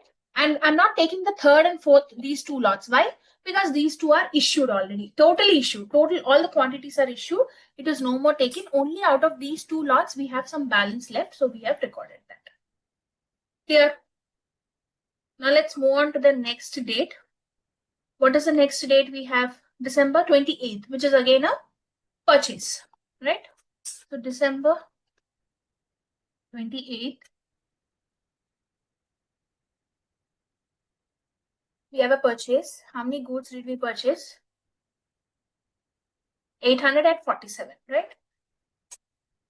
So 800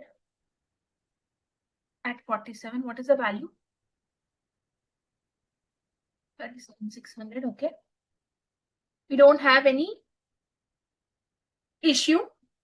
So what is the balance? 400 at 50, which is 20,000. 300 at 55, which is 16,500. And the recent purchase, 800 at 47, which is 37,600. We're done. So we only have one more date left, which is December 29th. December 29th, how many goods did we issue? 500. December 29th. It is not a purchase, it is an issue. So you will have to see from which lot you will have to issue. Anyone? From which lot issue? This is the balance that I have. This is the first one, second one, and third one.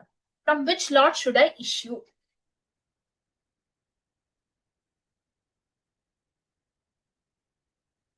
Third, yeah, right. Many of you have given right answer. So from the third lot, I have to issue, which means 500 units. 500 units will be issued at which price? 47. Why 47?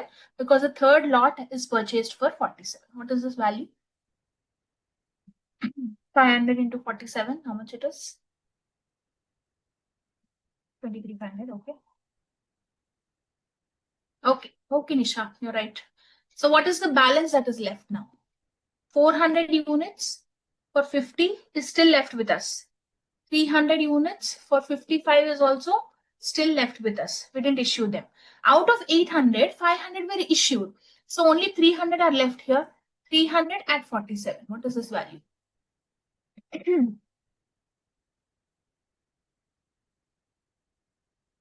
Okay, 14,100. Closing this table now.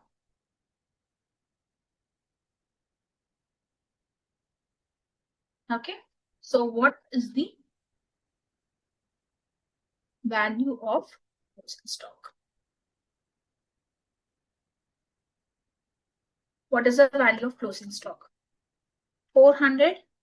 Taking the same thing, whatever balance is left in the table. 400 into 50 rupees, 400 units. Okay, and 300 units into 55 rupees, 300 units into 47 rupees. What is the value? 20,000 plus 16,500 plus 14,100. Total? We have already given the answer, 50,600. So this is the value of your closing stock. Simple or weighted average? Padma, can you be clear? Padma Priya? Simple or weighted average? What is your question? Okay,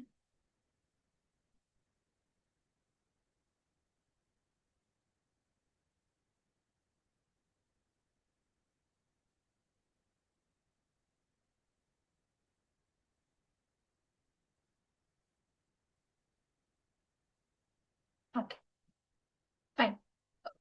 So look at this table once. What happened in this question? I'll just quickly show you this. What happened in this question? This is a question wherein we are using perpetual inventory system. Perpetual inventory system means what? Every day your stock is counted. If you have purchased, you add them. If you issue or sell them, I mean issue or selling, matlab, you issue it to the production department. You have to remove them. Purchase will be added. Sales और issue will be remove, right. So आपको purchases है उसको add करना है, आपको issue है इसको remove करना है, और बैलेंस एवरी डे चेक करना है. वही किया हमने इस प्रॉब्लम में. क्या किया हमने इस प्रॉब्लम में? एवरी डे दिसंबर 4th को कितना बैलेंस है, दिसंबर 5th को कितना बैलेंस है, 10th को कितना बैलेंस है, 11th को कितना बैलेंस है. एवरी डे आप परचेज करने पे या कुछ इश्यू करने पे आप बैलेंस कितना है और कितना वैल्यू का है वो हम चेक करके जा रहे हैं एवरी डे. फिर इश्यू करने पे हम देखना है कि किस लॉट का इश्यू होगा. ये लिफो मेथड है. लिफो मतलब लास्ट इन फर्स्ट आउट. इसलिए आप यहां से जाएंगे, 4th रो से 4th लॉट का फर्स्ट इश्यू करना है, फिर 3rd लॉट, फिर 2nd और 1st लॉट, ऐसे जाएंगे हम. यही है लिफो मेथड. ये सब फीफो होगा तो ऐसे आएंगे. फर्स्ट इस लॉट से इश्यू करेंगे, फिर ये, फिर ये, फिर ये, 1 2 3 4 आएंगे, नहीं तो 4 3 2 1 आएंगे. ऐसे इश्यू करने के बाद क्या बैलेंस होगा, एवरी डे हम बैलेंस कर चेक कर रहे हैं. इसलिए इसको बोलता है हम परपेचुअल इन्वेंटरी सिस्टम. ये परपेचुअल इन्वेंटरी सिस्टम क्यों हुआ? क्योंकि हम एवरी डे बैलेंस चेक कर रहे हैं. जब इश्यू हुआ, नहीं तो परचेस हुआ, जो भी हो गया, इश्यू या परचेज, इश्यू या रिसीट, कुछ भी हो, हम बैलेंस चेक करके जा रहे हैं एवरी डे कितना बैलेंस है. वही होगा परपेचुअल इन्वेंटरी सिस्टम. इसलिए परपेचुअल इन्वेंटरी सिस्टम हम ऐसे टेबल के वजह से करना है. हम नॉर्मल जो हम पहले किया था ना सिंपली मेथड, वो ऐसा मेथड में नहीं कर सकते. जो परपेचुअल इन्वेंटरी सिस्टम है, ऐसे टेबल में करने से ही आपको बैलेंस पता चलेगा कि लास्ट में आज का बैलेंस कितना है, ये है आज का बैलेंस, आज का बैलेंस 28 का बैलेंस कितना है, ये है 28 का बैलेंस। ऐसे हम ईच डे कितना कितना बैलेंस है हमको पता चल जाएगा जब ऐसा टेबुलर फॉर्मेट में करेंगे तो। So on December 29th value of closing stock क्या है, ये है हमारा value of closing stock on December 29th। और if the question was asked what is the balance on 28th, then you will pick this value. It will change. So वो change हो जाएगा कि आज का बैलेंस कितना है और कल का बैलेंस कितना है, दोनों सेम नहीं होगा क्योंकि हम एवरी डे काउंट करके जा रहे हैं कि इश्यू है या रिसीट है, इश्यू है रिसीट है, एवरी डे हम चेक करके जा रहे हैं। यही है परपेचुअल इन्वेंटरी सिस्टम का। Question in the chat box, how will we know whether we will have to do in perpetual inventory system or whether we will have to follow the normal periodic inventory? Mostly in the questions they will give you, if suppose if you look at illustration 2, they didn't tell you anything. Did they tell you anything about the issue? I mean, how 1600 units were issued in an order that December 4th को इतना issue हुआ, December 5th को इतना issue हुआ, 10th को इतना issue हुआ, कुछ नहीं बोला था illustration 2 में. In that case, it is a periodic inventory system. You didn't know how many units were issued on a particular date. So you can use periodic inventory method like the first one that we have done. But if suppose this kind of a record is given that इस particular date में इतना units issue हुआ और इस particular date में इतना units issue हुआ, it means you clearly know on which date goods are issued, then you will have to follow perpetual inventory system. I hope I've cleared your question. If you do this for FIFO also, you will get the same answer. That is why I didn't do it for FIFO. If you look at this table, you can do it for FIFO also. You can do it for FIFO, but you'll still get the same answer that we got for periodic. So that is why I didn't do.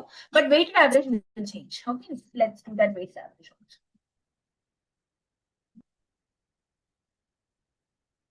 Let us be a little quick in doing this weighted average problem because it is the same thing, but we are simply doing the average of it and then doing the answer. So let us be a little quick. Why are we doing weighted average method again? To see how perpetual inventory system works. Okay.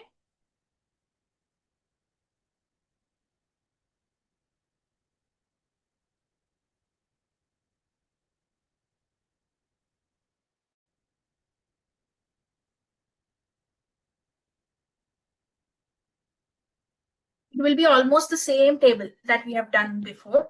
Same table hoga, but the difference will be you will have to take the average of these two, average of these three, and so on. And okay, we'll do it so that you know how it works also. Okay. First column is date.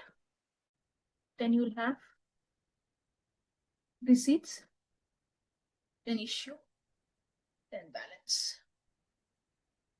Okay. So December 4th one was the first one, right?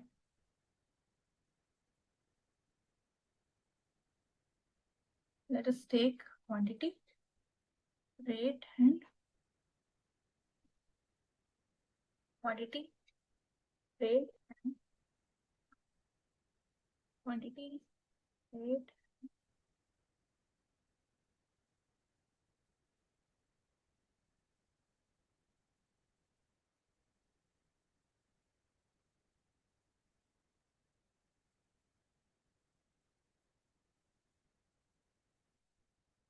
The first date was December 4th.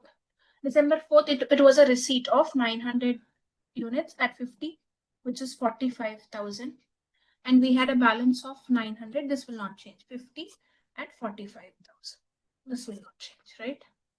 What is the next date? December 5th, which is an issue of 500 units at 50. This will be 25,000. Right? So what is the balance we have? 400 at 50, which is 20,000. Now, the next date is December 10th, which is again a receipt of 400 units at 55. Just 22,000. We have done this already. That's why I'm writing the numbers quickly, because the same thing we have done in the above also. There is no issue. So what is the balance that we are going to have? This is the crucial thing. This is the difference that you're going to have when compared to the previous one. What will be the balance now? Balance inventory.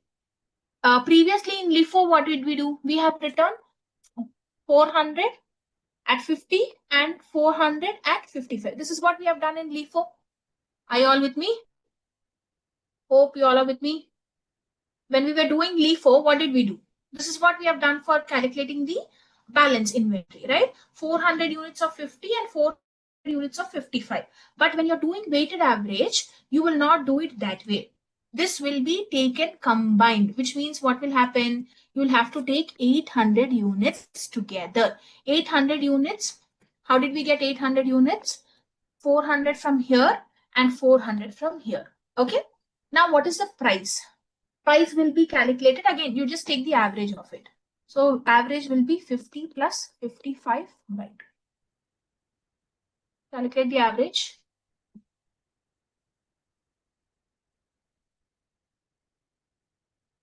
Okay, 52.5.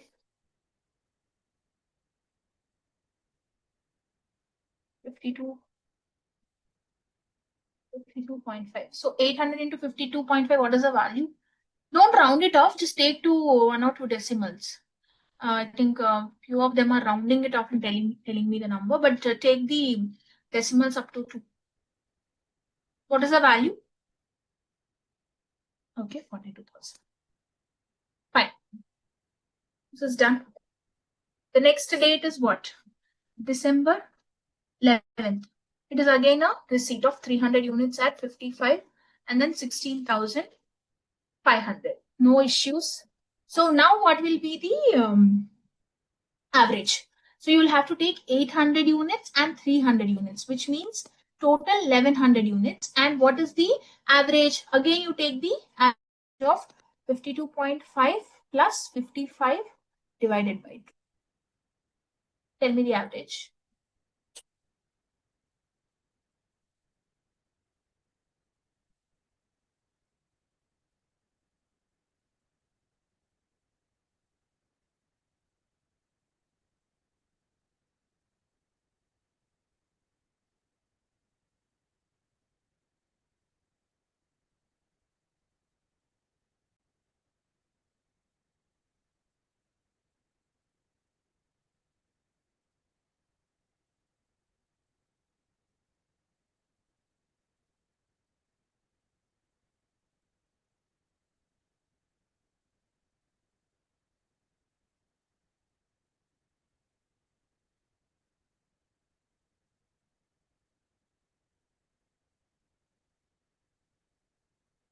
Better you take it this way.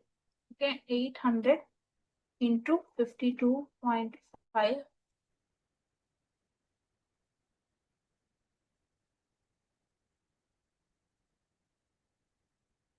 because it is weighted average 52.5, then 300 into 55.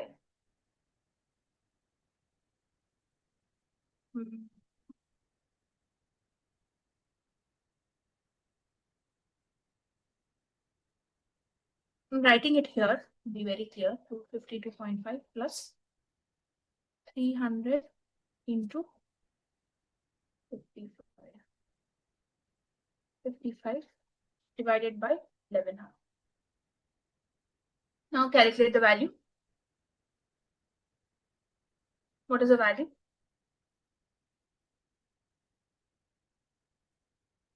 How did we get this 800? It is from the balance that we had previously, and then the next purchase that we have done. What is the value?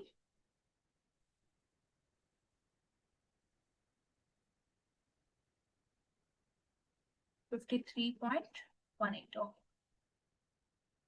This one also, the previous one also, 400 into 50 plus. This is the next purchase, 400. 400 into 55 divided by 800. 42.5. And this is 53.18. How did we get this value? So I'm showing here.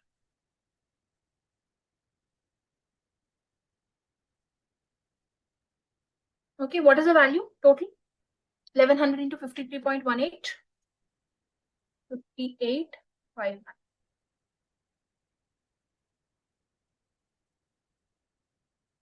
Yes. What is the next date? December 19th, which is 200 at 60, which is 12,000. No issues. So what is the balance again? You will have 1300 units in total because previously it was 1100. 1100 into 53.18 plus what is the recent purchase? 200 into 60 divided by 1300. What is the total? Price per unit. What is the price per unit?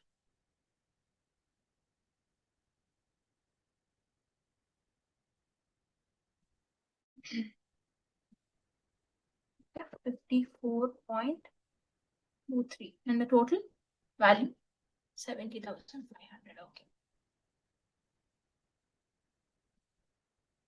Okay, got it.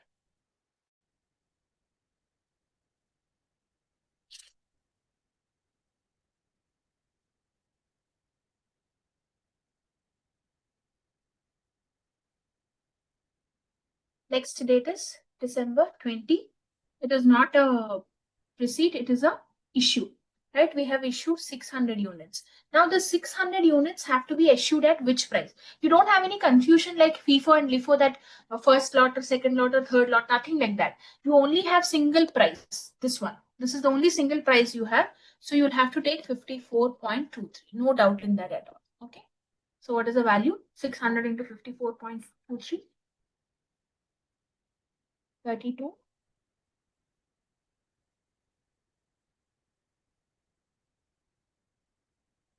530. So what is the balance that is left with you now?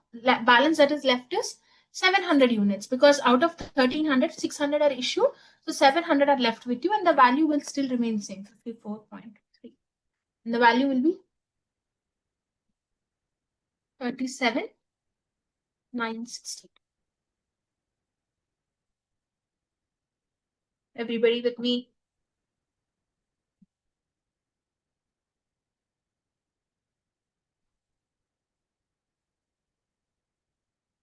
Now the next date is December. Karthik, which average? Which one? Yeah, just point out the date, no? Which date ka average you are not getting?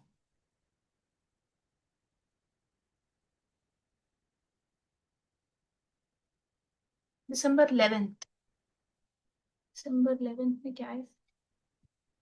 December 11th ka average 53.18. How did we get 53.18? I have shown here.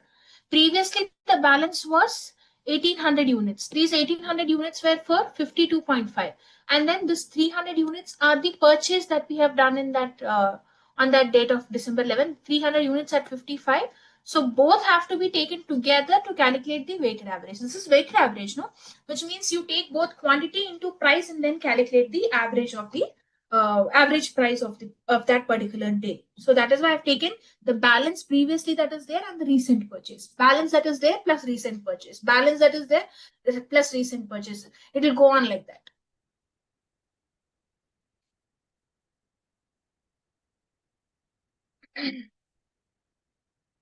Okay, the next one. Next is December 28th. December 28th is a receipt of 800 goods, 47 per unit, 37,600. Don't have any issue. So what is the balance that you're going to have now? Now, I think, Karthik, if you're clear, you will have to tell me this. How much will be the balance here? Just tell me quickly, look at this. Tell me. I already have a balance of how much? 700 units for 54.23 per unit. Correct? And then recently I've purchased 800 units for 47 per unit. So what will be the balancing figure? 700 units at 54.23 plus 800 units at 47 divided by what are the total number of units? 700 plus 800 is 1500. So 1500 units. And what is the value? Okay, Sarala has given me the answer. 50.37. And value?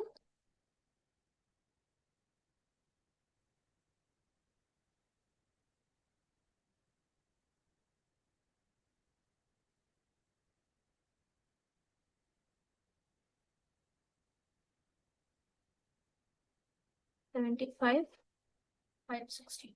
Okay. Last day, which is December 29th. Is it an issue or a receipt?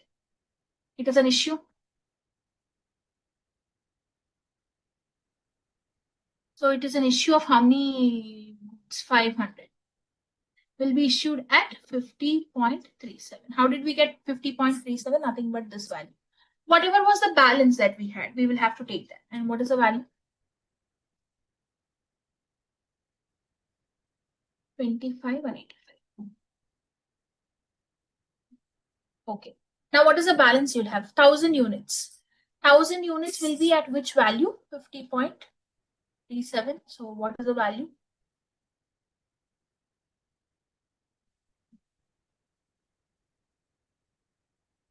3,377. Okay. So there's a question in the chat box. A few people are asking this average we have done here, right? If you look at this average, this one, this average that I've done, I've taken quantity into price and then divided it by the total quantity to calculate the weighted average price. Some are asking, can we not do it like 50 plus 55 by 2? Or can we not do it like 52.5 plus 55 by 2? Can we not do it like this? We can't do it like this because it is not simple average. Are we doing simple average here? No, this is a weighted average method. I have written on the top also. This is weighted average method. So you will have to take the weights and then do the average of it. You can't do that simple average of this. This cannot be done. This is for simple average. I hope I'm clear. So now look at these two questions. This question and the previous question. In the previous question, what happened? In this table, what happened? The quantities were different, the prices were different, and those lots are kept like that. You know, we didn't mix those lots. 400 lot of 50 and 400 lot of 55 are not combined. But when you came to the weighted average method, 400 and 400 were combined and taken an average here. That's the only difference between these two methods. In weighted average, the balance inventory have to be totaled together and weighted average price have to be calculated. But if it is FIFO or LIFO, you will try to do it in the same way. All the lots have to be shown separately. Clear? FIFO. FIFO, if you do it also, it will give you the same answer. That's why I didn't do the FIFO method. Any questions still here?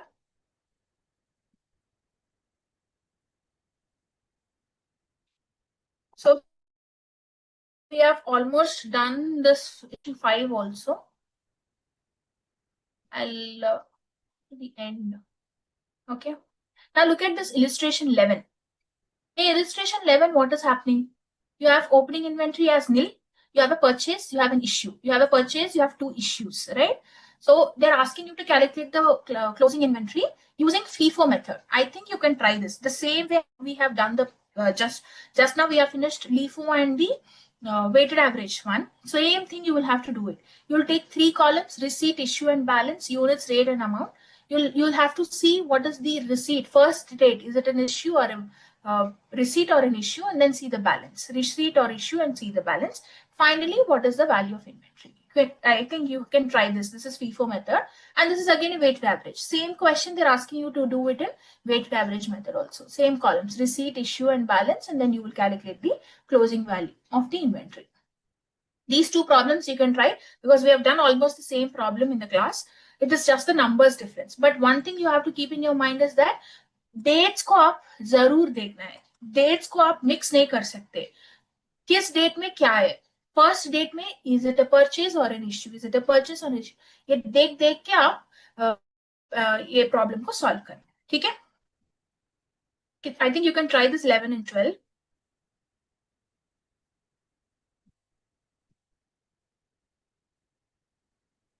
So we'll do this adjusted selling price method also now. That's one method. So if you have seen this, we finished historical cost methods. Specific identification method is done, FIFO is done, LIFO is done, weighted average and simple average is also done. So in non-historical method, we have this adjusted selling price. So what happens in this adjusted selling prices, you will not, how did we do the problems right now? All the problems we have, taken this issue का या receipt का कुछ value हमारे पास है, आज कितने units purchase किए, at what price we have purchased, we know all those details, and then you have calculated the value of inventory using that value, correct? But in adjusted selling price, it is not like that. In adjusted selling price, what happens is you will come in a reverse way. This method is mostly followed wherein, your inventories are such type of inventories wherein it is very difficult to find out the lot. This lot has been purchased for this price. This lot has been purchased for this price. Doing such kind of things is not easy task for your inventory. Such kind of inventories, you will go in a reverse order, try to see what is the selling price, what is the value of closing inventory, and then you find out the adjusted selling price. How this works, we'll see using this question. Look at this question, illustration 6 once. Illustration 6.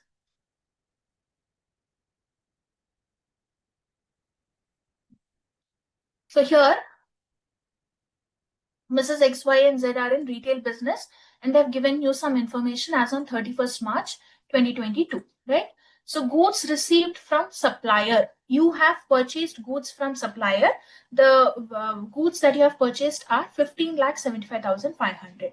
But they have given you subject to trade discount and taxes, which means what? This value is not having any trade discount or taxes included in it. You will have to do that calculation. Done. But what is the trade discount and tax percentages they have given you below? So discount, the supplier has given you 3% discount, and you will have to pay a GST of 11%. Yes, this is done. Now you have packing and transportation charges of 87,500, which means you will have to pack and then bring it to your location. So you have some charges which are 87,500. Done. Then sales during the year is given, which is 22,45,500. You have purchased this 15 lakhs. Do you think you'll keep it with you? You have purchased from supplier. You don't keep it with you. You sell it to your customer. So you sold to the customer for 22,45,000. This is also done. Now, the sale price of closing inventories is given to you. This is the important point. Sale price of closing inventory means what? I have 1,000. In the previous example, if you have seen, you have 1,000 units of stock left with you. So 1,000 units stock का selling price कितना है? Selling price मतलब क्या है? If you go to the market and sell these goods, what is the value you get? That is 2,35,000. So they have given you that, but they didn't give you the value at which you have purchased the closing inventory. Which means, I hope you're getting my intention. 1,000 units you might have purchased. Example, you have 1,000 units left with you, correct? These 1,000 units you have purchased it for 50. Let's assume. Okay. So what is the cost of these 1,000 goods? 50,000. Right? This is the cost of closing inventory. This is the cost of closing inventory. Why? These units were purchased for 50,000. But is this point given in the question? No. They're telling you the selling price of closing inventory, which means what? If you sell these 1,000 units in the market, it will be sold for how much value? 2,35,000. In just an example. So the units can be sold for 2,35,000. That is what they have given you. But we don't need the selling price of closing inventory. We will only have to record the cost of the inventory. What is the cost of that closing inventory? We don't know. We will have to calculate that. So here they're asking you to find out the non-historical cost of inventory using the adjusted selling price method. So you will have to use the adjusted selling price method and calculate what is the cost of inventory. They have already given. You can ask me, already the value of closing inventory is given. Why are we calculating it again? It is because this is not the cost of inventory. It is the selling price of inventory. So calculating the cost of inventory is more important. How do you do it? What is the difference between selling price and cost? Anyone? What is the difference between selling price and cost price? Yes.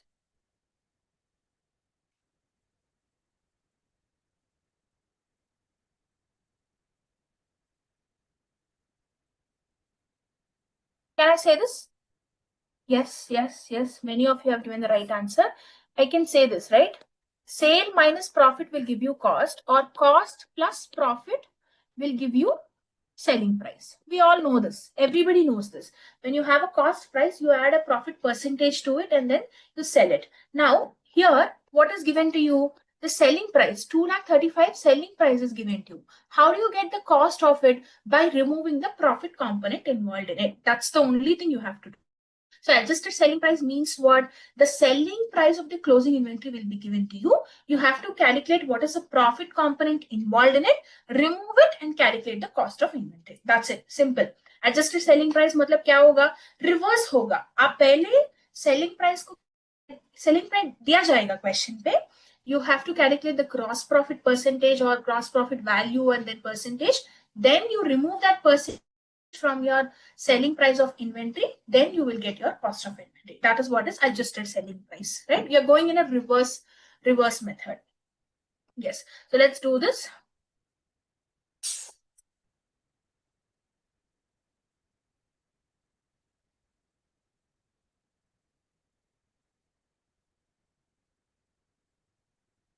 I'm first calculating the cost of purchase.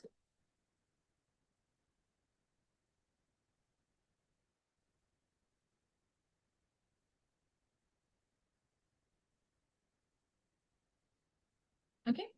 Cost of purchase matlab, I mean, to calculate gross profit, what do you need? I'll just simply draw this trading account. You will need opening inventory, closing inventory, sales, purchases. Then the balancing figure will be profit. Everybody knows this, right? Everybody knows this. Purchases, these are purchases. Opening inventory, purchases, sales, closing inventory. If you have all four of them, then the balancing figure will be the profit, gross profit.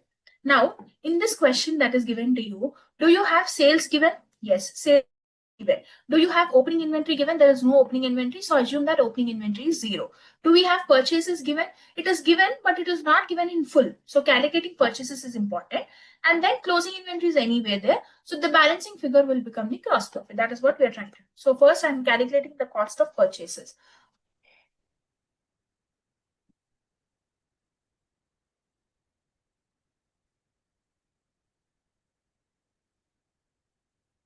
What is the value of goods received from supplier? 15 lakh 75,000. It is given in the question, the first line itself. And they told that we got a trade discount of 3% and we paid a GST of 11%, right? Minus trade discount, which will be at what percentage? 3%, and add GST at the rate 11%. Calculate the value. How much is the trade discount of 3%?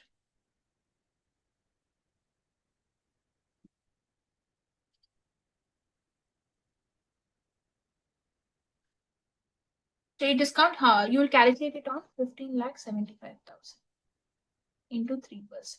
What is the value? 47,265. Okay. Then GST is how much? 11% GST.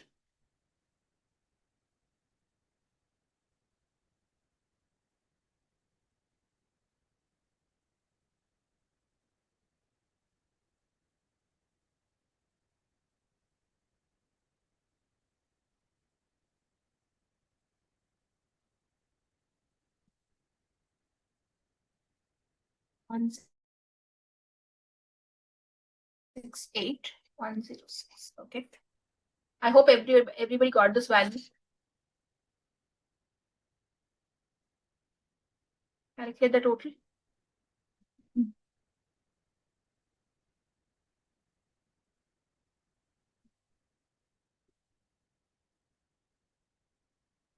And show how we do this also. Minus 47,265 into What is the total?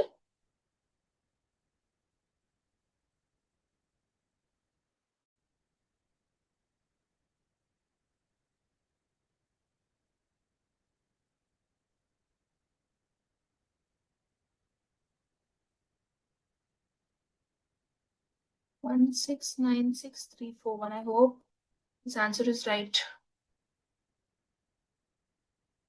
I got some different answer in the chat box. Just quickly check, no? Quickly check if this answer is right. You have to remove trade discount and add GST. Why are we removing trade discount? It is because discount is given by the supplier. You don't have to pay it. So वो remove करना है. क्यों GST हम add क्यों करेंगे? क्योंकि यो GST हम government को pay करना है, इसलिए उसको add करेंगे हम. Is this value right? 696341, is it right? Please respond.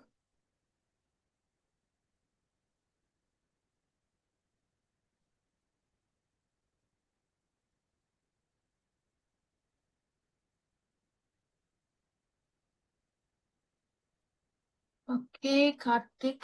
There's one more 5. It seems has identified it. Okay, thank you, Karthik. So did you all do on the right figure, or did you all do it on the figure that I have written? Did you all do it on the correct figure? Is this value correct? 47,265, is it right? 16180, is it right? Because I missed 15. I think the answer went wrong there. Okay, all of you have given 169,96341. Okay, great. Now, what is the packing and transportation charges that are given in the question? 87,500. If you can see, 87,500. 87,500 is also added. Then what is the total value?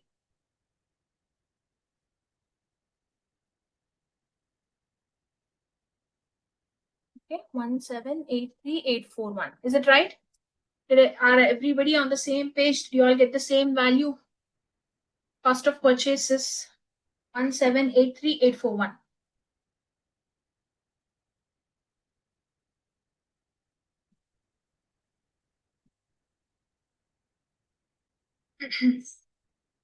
Okay, so what did we do here? We have seen what is the value of goods that you have purchased from supplier. You remove trade discount from it, and then you added GST and then packing charges as well to see what is the cost of purchase. We are done. Now, this is not the final thing that we have to do. We will have to calculate the gross profit margin. So calculating that is important.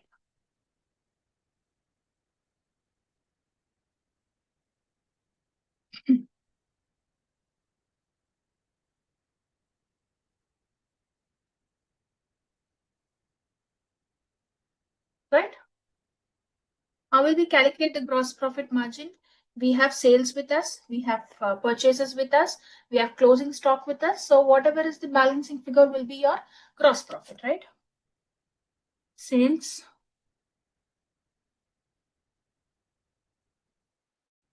during the year. Then you add closing inventory to it. And then you remove purchases from it. That will give you gross profit. I didn't take opening inventory. It is because it is not given in the question, I didn't take it. If opening inventory was given, you will have to take that as well. Because only then you will know what is the gross profit, right? So let's go back to the question. What is the sales during the year? 22,45,000. 45,500. Again, I went wrong. This 500. 45,500. Okay. And the closing inventory is 2,35,000. And the purchases will come from the previous working note that we have done. 1783841. Working note 1. These two are given in the question. This is coming from working note 1 that we have just calculated. What is the gross profit?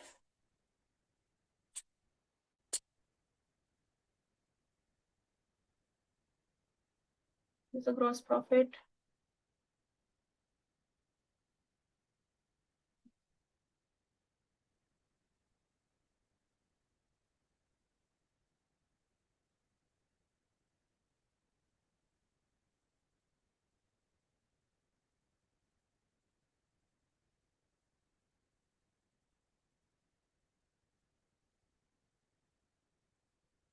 96659. Okay.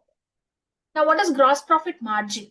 Margin means what? You will have to convert it into percentage and then find out what is the percentage of gross profit margin. So calculate that also. Gross profit margin. How much is the gross profit margin?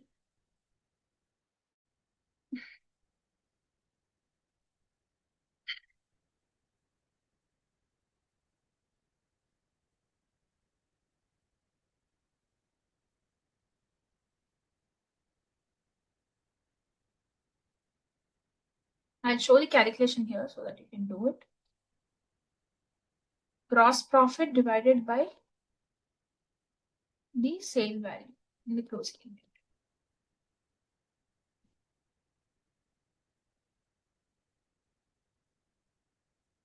into 100. How much is 28.09? Oh. So we have calculated gross profit margin now, right? Now, finally, what is required? The question was not about gross profit margin. The question was not about the cost of purchase. The question was about what?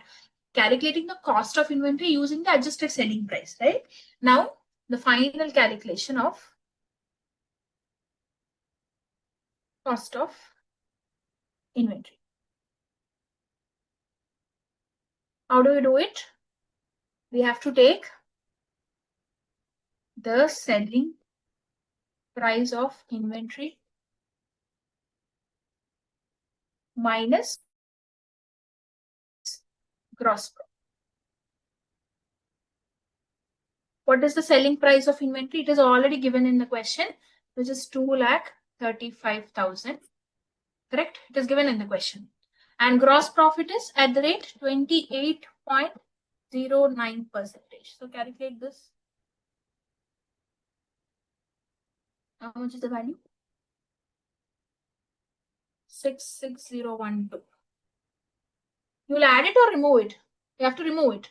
From selling price, if you remove profit only, you will know what is the cost. So it has to be cost.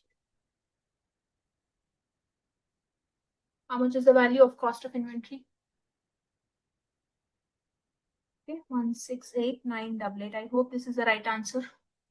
Padma, you're giving me some different answer. Padma Priya, just check your answer, ma.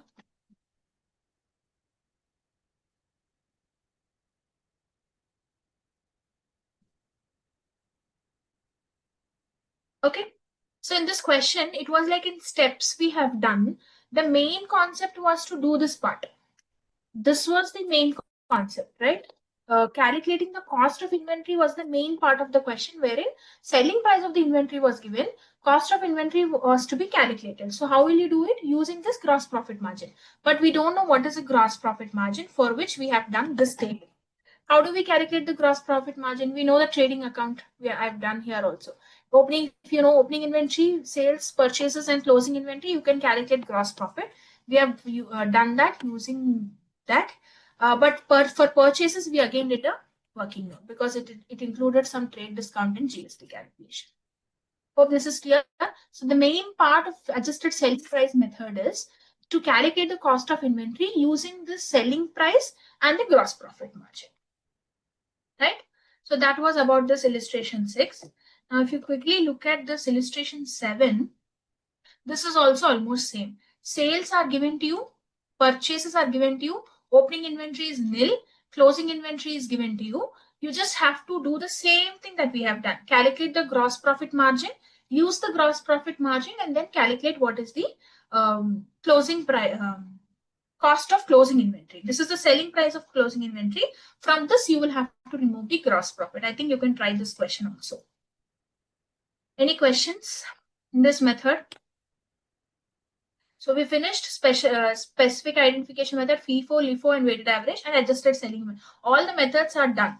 Only a small part which is left, which is inventory taking, is left. Rather than we finished all of them. Inventory taking is only the small part that is left. Any questions still here?